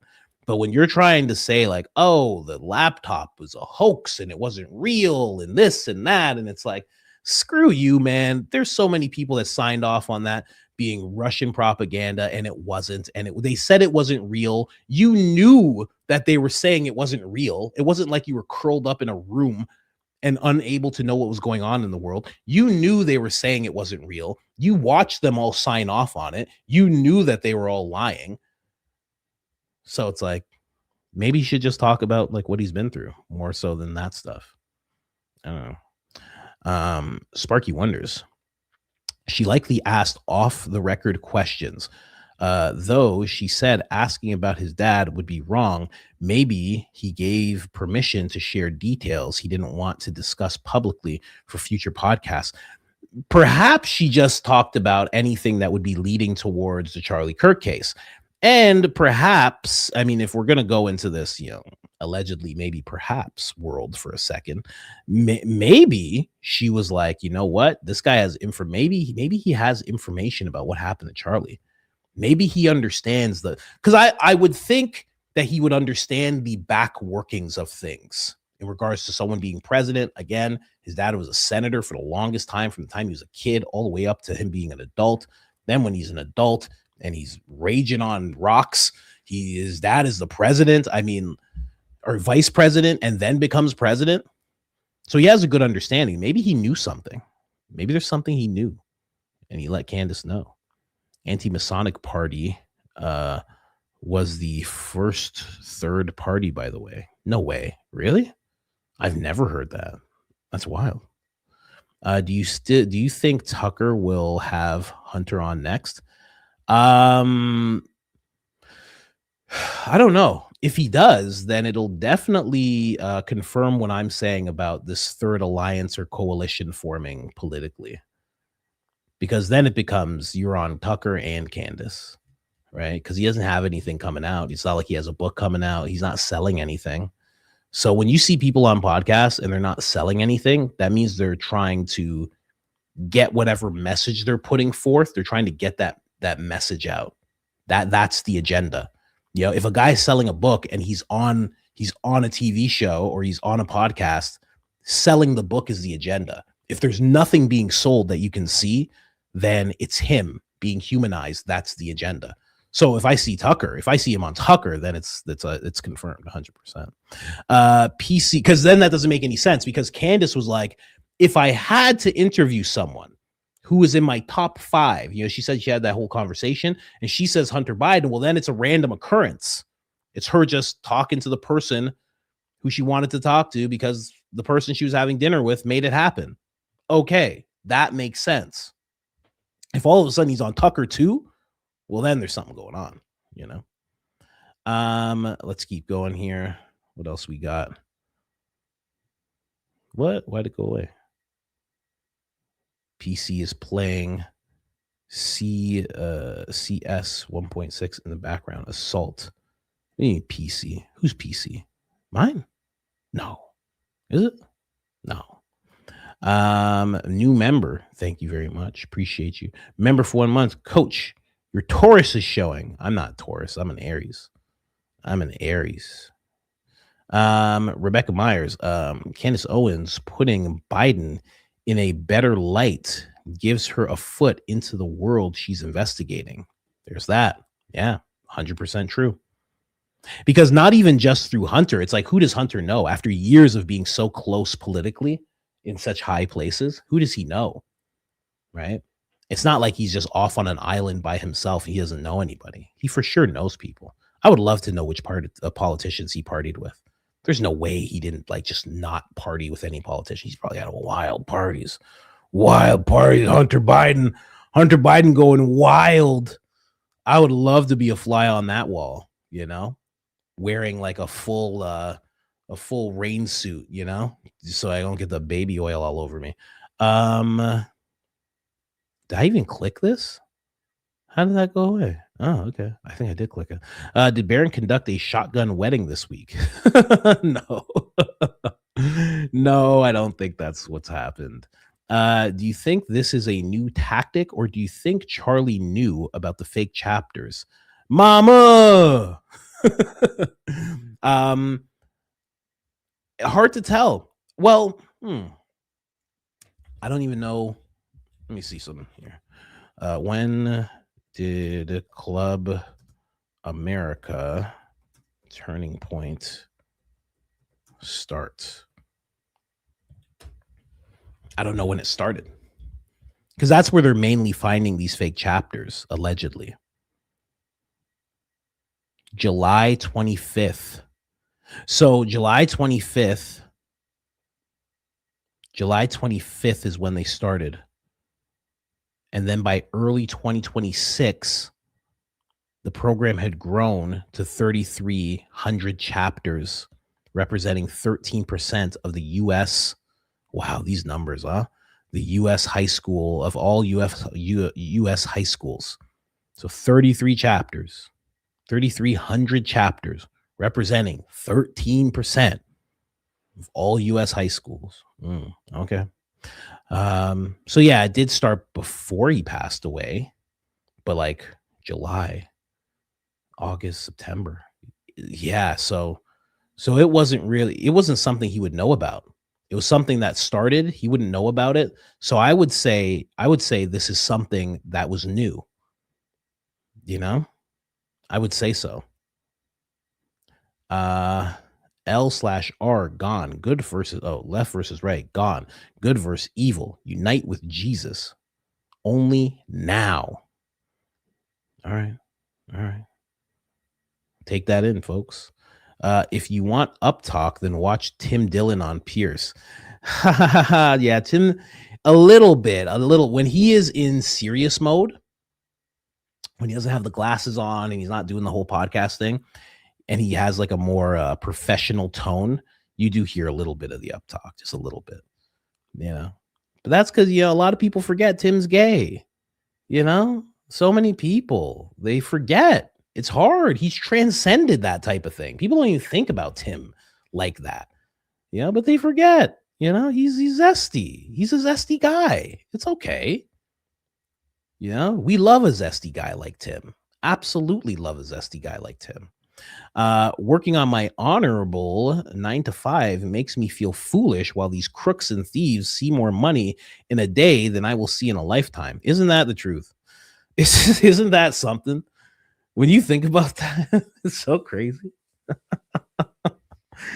It's so much. It's so much, you know, with no consequences too. That's the craziest part. It'd be different if they're like, oh, I got to watch my back for the rest of my life. They don't even have to do that. It's crazy. I'm not sure if you saw this, Coach, but Barron announced on X his daughter was in labor. Blessings to his family. Oh, that's great. That is great. Prayers to Barron. Everybody pray for Barron. Pray that he is in good health. That his daughter is in good health. That baby that is about to come into this world or has already is in good health. Prayers to that whole family, the whole Coleman family, and welcoming that first grandbaby.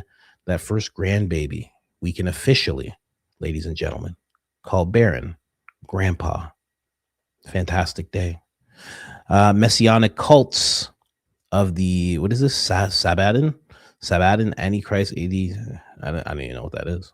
What is that? Puerto Rican. How can Hunter talk about How could Hunter talk about the president protecting his friends from the files when his father's admin did nothing as well? I think I found the Alan Carr video. Been smoking cigs for 15 years and trees for about 5 or 6. Listen, if you've only been smoking trees for about 5 or 6 years and you want to quit immediately. I did it after almost 30 years. I think it was 25 years I was smoking. You can do it. Do it now. If you don't, it'll just get worse and worse and worse. The addiction will just dig deeper and deeper and deeper. Just start fighting it now. Cigarettes, same thing.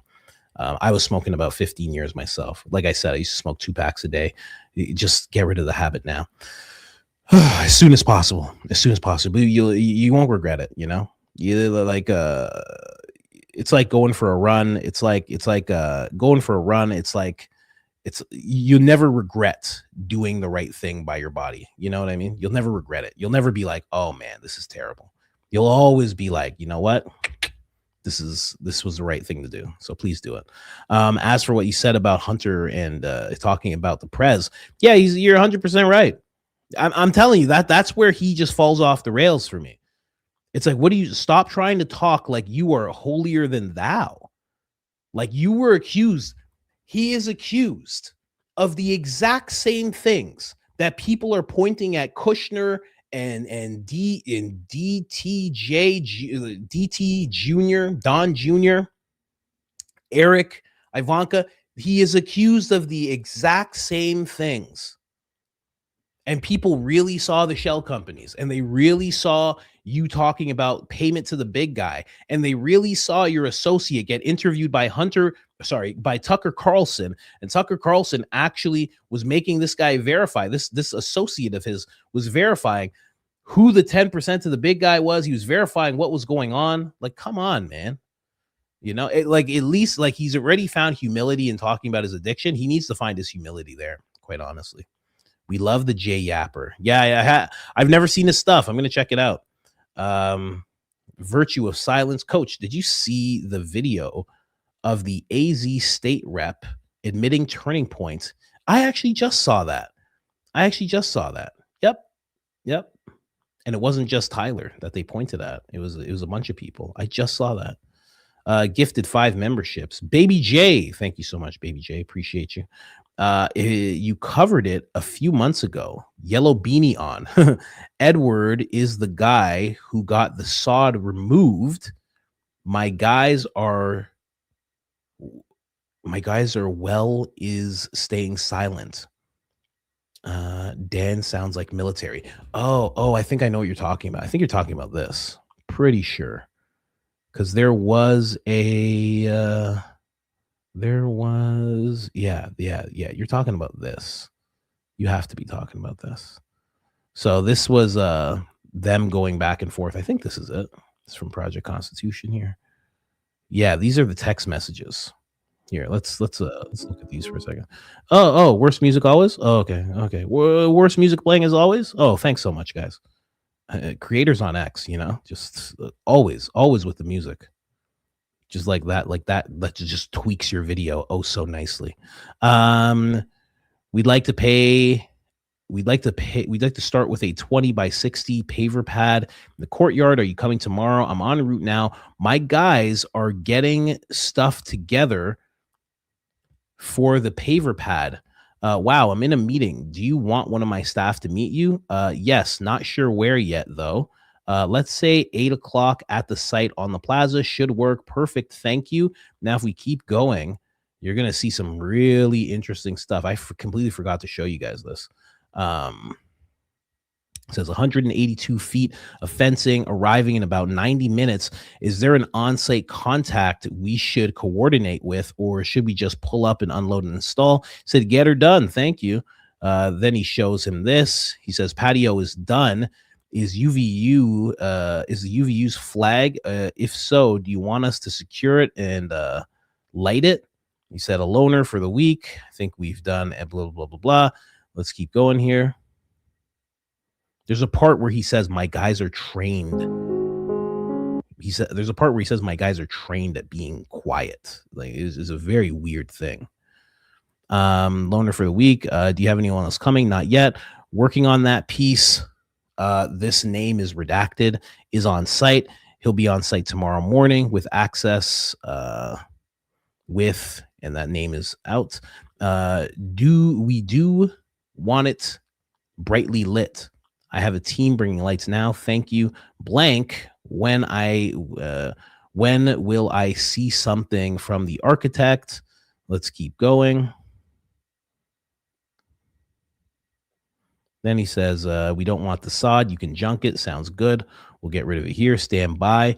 Do you want someone over by the event center?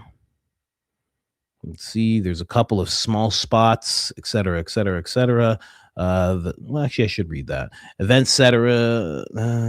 It will be very obvious. If you could go take a look at it, it shouldn't be too hot. Sounds good. We'll get it there and installed. Thank you. After we do that, are you okay with removing the sod? Yes, we won't trash it. So if UVU needs it in the future, sod is pretty cheap. So we're just going to throw away the sod. Let's keep going. Sod is cheap. Red is too much on it. Can you send me a pin where the sod needs to be? The event center. Where is that part where he says my guys are good at being silent? Can we also be shown in irrigation valves for the area on the north? Blah, blah, blah. Thanks. We heard the media was bothering your team. Shall we send a uniform over? Maybe that would be good. My guys are well trained in. Let's see. My guys are well trained in keeping quiet. I think blank is on it with your media folks. Right? Can we find more fencing? We'd need it. We'd like it smaller gaps. But either way, that's the weirdest thing that this guy says. And I'm pretty sure these text messages, now that this guy's getting interviewed, pretty sure those text messages are from this guy. Pretty sure. Couldn't verify it 100%, but pretty sure. So there you have it. Do with that information what you will. Seems like there was a big cover up to me. I don't know about anybody else. Anyway, and he does sound military. Maybe they're inflating their chapter numbers to just justify the missing money or expenses. Maybe tax related. That's actually maybe that could be it. That could be. Maybe it's everything all together. Like once you inflate, allegedly inflate numbers, the next thing you know, you have to make sure you do it for tax purposes, make sure you do it for appearance purposes. Like maybe it all just goes hand in hand. Someone says Dan is lying. The guy who called Dan, his name is Edward, and left him a glorious Google review. Dan is a smokescreen. Why come out now? Oh, interesting. I do remember Nikki, if I can remember properly. I remember Nikki. She's just a creator, by the way. She was talking about this whole thing. She was the first one to out it. I think she's talked about that Edward person. Dan is the guy who got the review. Am I seeing this right? His name's Dan, right? Yeah. In this episode, Jimmy sits down with Dan. Ah, okay. You're right. The guy who did, Dan is lying. The guy who called Dan, his name is Edward. He left him a glorious review. Yes. Dan is a smokescreen. Oh, man. They really did Charlie dirty, huh? It has nothing to do with the left. Isn't that crazy? Big Daddy Waller for the fans. Get back to work. Get back to work. Dutch Silver, do you know you are huge in the Netherlands? Holland, blessings for this. Okay, so then that's where we're moving, honey. We're moving. We're in Netherlands. Where is that? That's where we're going. I'm huge there. I'm huge. You for real? Let's go. Let's go, man. Why? I don't know. I don't care. Who cares? Forget it. We're going. We're going ASAP. You kidding me? Find out I'm huge somewhere. That's where I'm living the rest of my life. Bunch of people from the Netherlands. Mama! I'm doing Officer Tatum impressions in the Netherlands. Mama! And another thing, Mama! I'm running around like Tyler Perry, the blonde wig on, you know. Wendy, this is in honor of your Brandon and Tucker imitations. You make my day. Thank you so much. Appreciate you, Wendy. Really appreciate you. Have a great weekend. Caddy Bug 88. Destiny asked Z in the OG clip if she meant as country. If she meant as a country we're effed. She said no and continued saying we are effed because, and he clicked no. I don't even know how I would find that. How do I find that? Are you for real? Destiny and Z, Charlie Kirk. Dude. No, come on. If I can find that video, is that true? Oh, I can't find it. Is this it? This might be it.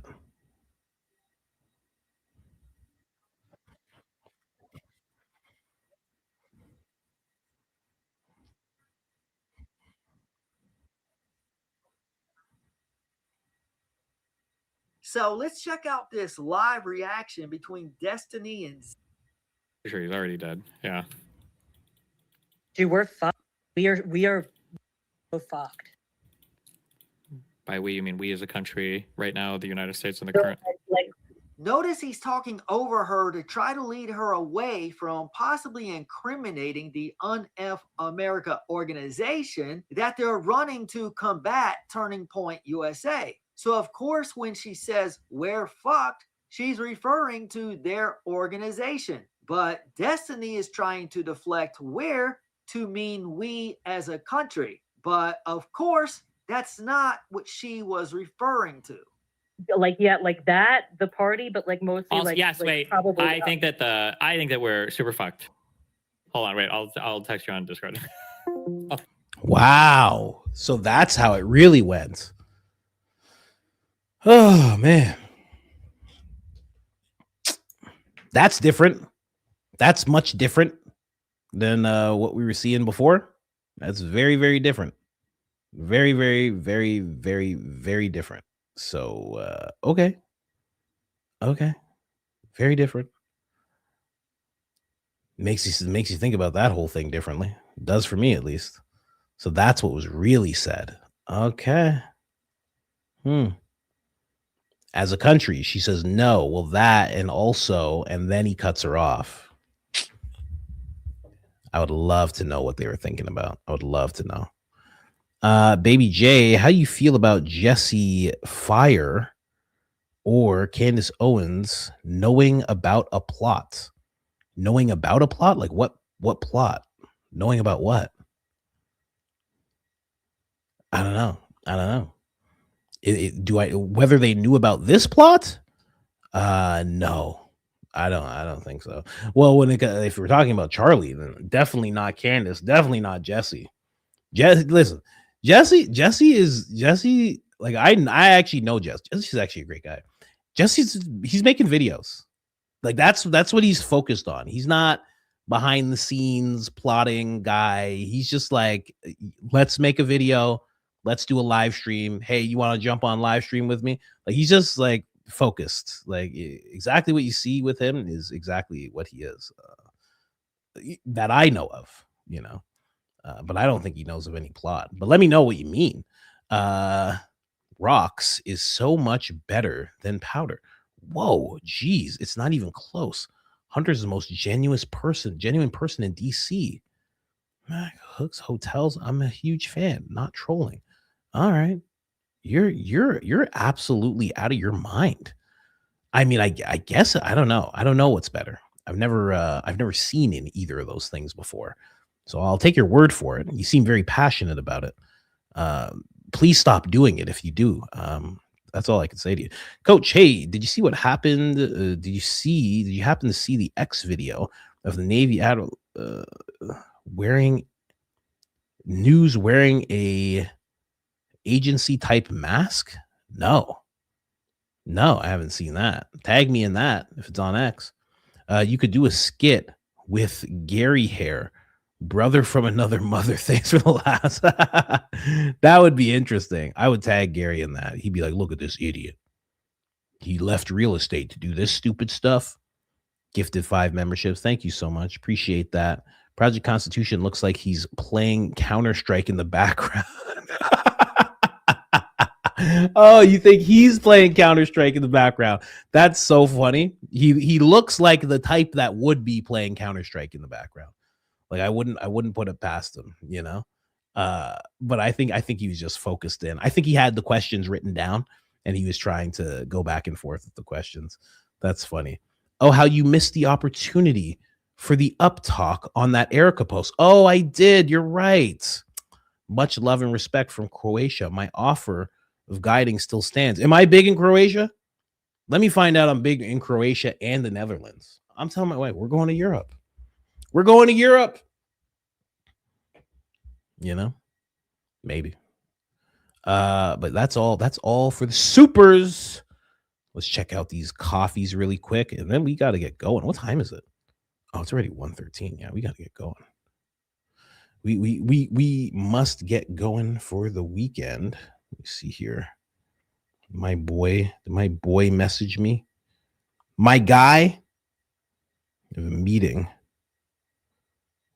Someone's always reaching out to me about stuff.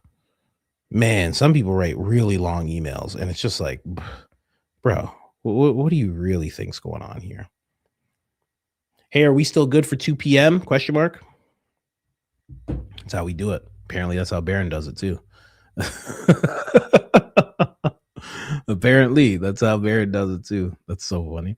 Let's get it. Let's get into these coughs. Let's go. Let's check them out. Let's see what we got going on for today. What do we got going on in coffee land? Mama, you were hilarious with this Tatum bit. It never gets old. Stay safe, coach. Thank you so much, Vita. Fitty for shelves. I haven't heard anyone highlighting Brian Harpole on Paramount Tactical confessing that he didn't render aid to Charlie until maybe perhaps in the car. He doesn't even remember opening his kit. It was deep in the interview, about 2 hours, 33 minutes. No joke. He also says he heard the shot coming from behind at 2 hours, 23 minutes. That's crazy. I didn't know that. I have to look into that. I did play a clip where it was going between Gary and Sean Ryan, and I think he was talking about administering aid. I'm pretty sure. I'd have to look back. Hi, coach. Firstly, I keep seeing you in the wild on Instagram. Yeah, you just catch me in the comments. You'll always catch me in the comments. I see a funny video and I scan the comments and randomly see your pic. Trippy because there's no blue check mark. Yeah, I don't do check mark thing. Instagram? The hell am I doing a check mark for Instagram? I watch you every day, so I'm always like, wait, I know that pic. Second, if you watch Invincible on Prime, there's a I know Black Poppy. What is this? what is this Viltrumit meme for the black Viltrumit on the show. Really. Third, love the show and appreciate the work you do. Fourth, I also heard your toddler scream no yesterday. Oh, that's so funny. Okay, hope all is well. That is all. Hope you and your family have a good day. Thank you so much. Appreciate you. I was initially disappointed, but I think the interview will have a positive impact on united we stand, divided we fall. Politicians always want us divided. Yeah, it was at the end of the day, it was uniting. Like they were getting along instead of butting heads. Like it could have been a real friction conversation, but she decided to go the other way with it. You know, also the Butler incident is now suspicious to me. I believe DJT and a man was passed away to accomplish a op. Yeah, a lot of people are starting to lean towards that now, and it doesn't seem as crazy. You know, when it first happened, it seemed insane, but it's starting to seem, plausible. Imagine how many secrets the Biden family knows.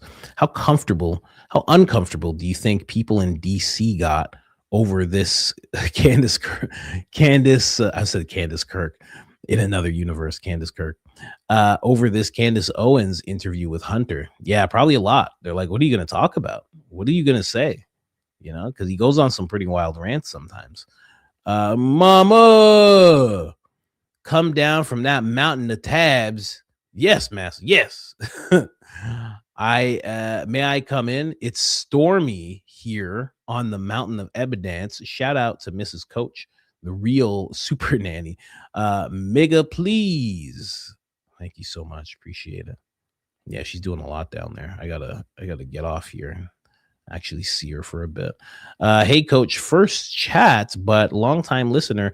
Ian sent me your way, and I've absolutely been in love with your content. I love how much you reveal in the daily drama, and can't thank you enough for bringing joy to this political show we are currently being thrown into. Your Prez Orange voice has me rolling with how spot on it is.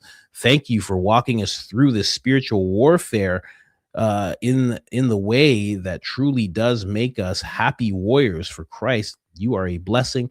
Prayers to you and your Coach Familia. This weekend is my birthday, and it would not be complete without a I know Black Poppy. Nunca. No Black Poppy. God bless. Christ is King. Thank you so much. Happy birthday as well. Happy coming birthday. Hi, Coach. Thank you for your comments and Candace's last interview. I stopped watching the interview once Hunter started talking about good and evil as if his family wasn't gaslighting us and Grandpa was taking oh gosh. Yeah. I heard. Yeah. It's kind of been verified. He's smelling young girls. Yeah, having his nieces over. Grandpa smelling the young girl's hair, and when he was vice president. Yeah, there's video of it, right? There is video. Very awkward videos. I've been a recovering alcoholic. I've been sober for 34 and a half years. Wow. Congratulations. That is incredible. So Hunter is a crack addict. Okay. I appreciate what he shared about that. There is so much more that was not talked about, and there was so much judgment. Why did Hunter do this interview? What is his motive? I don't know. We will not know that until a later date, I think. Oh yeah, someone said this before. They're the largest landowners of federal government, of federal land, next to the federal government. Sorry.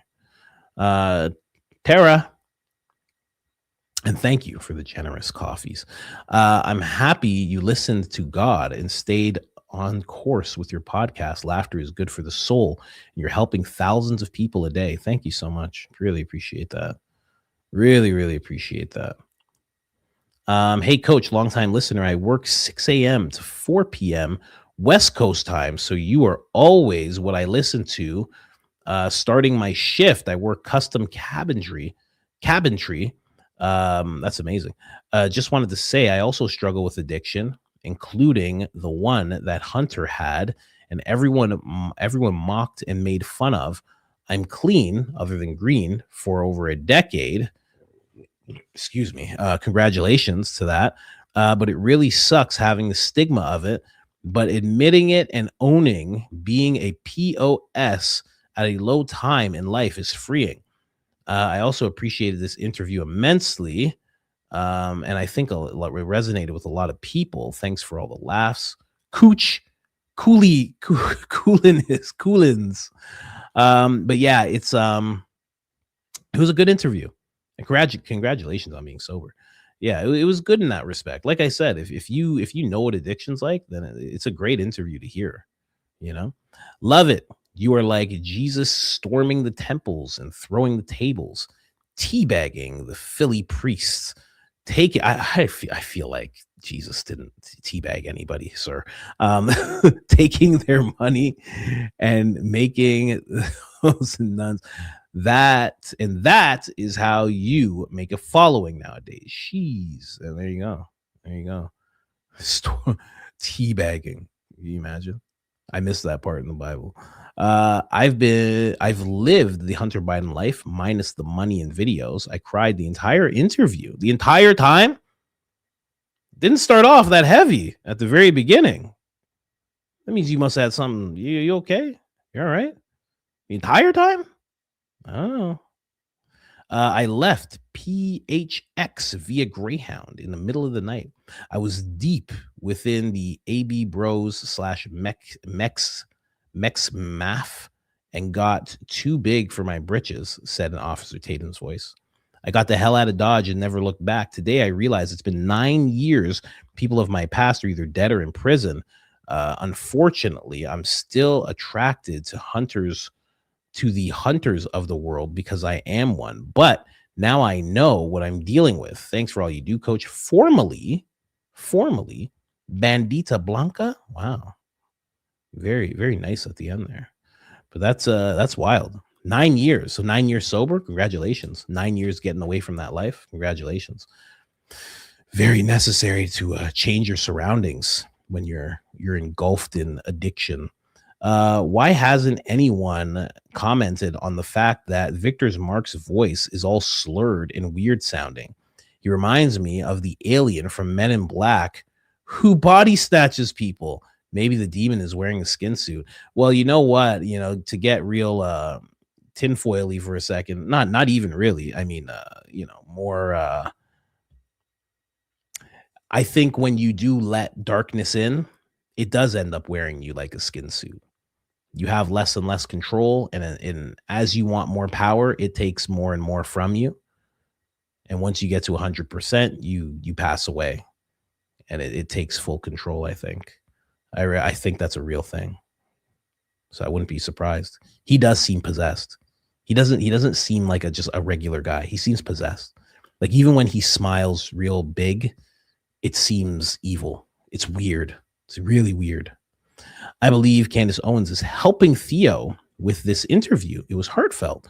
Also, Baron, episode 5, was super duper wild, 59%. Crash Out City. Helping Theo, I guess. I mean, Theo's already opened up the way Hunter Biden has.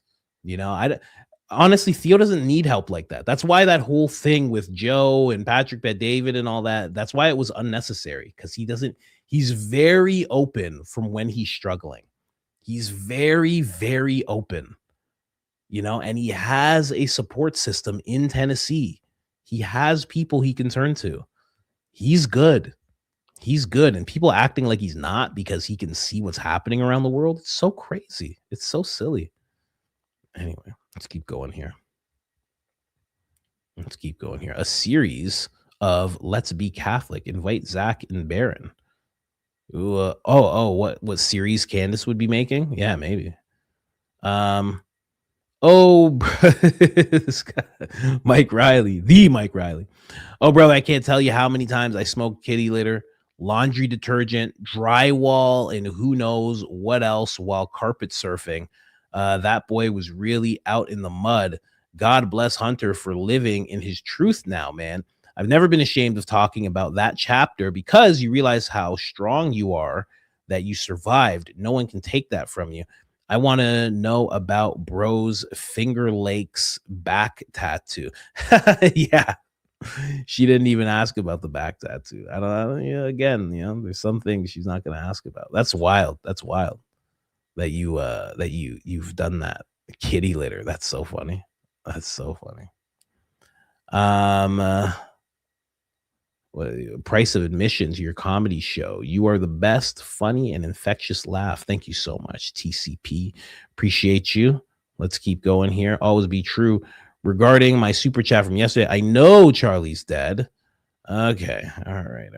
Have you heard Barron questioning, affirming he doesn't think Charlie shot? Many theories out there. Okay. Let's go to the Fed slop narrative. Tyler Robinson popped him. Thus Andrew's text to Candace on September 10th. Did that happen? Did Charlie? That's what I was asking. Okay. Mega. I'm 100% mega.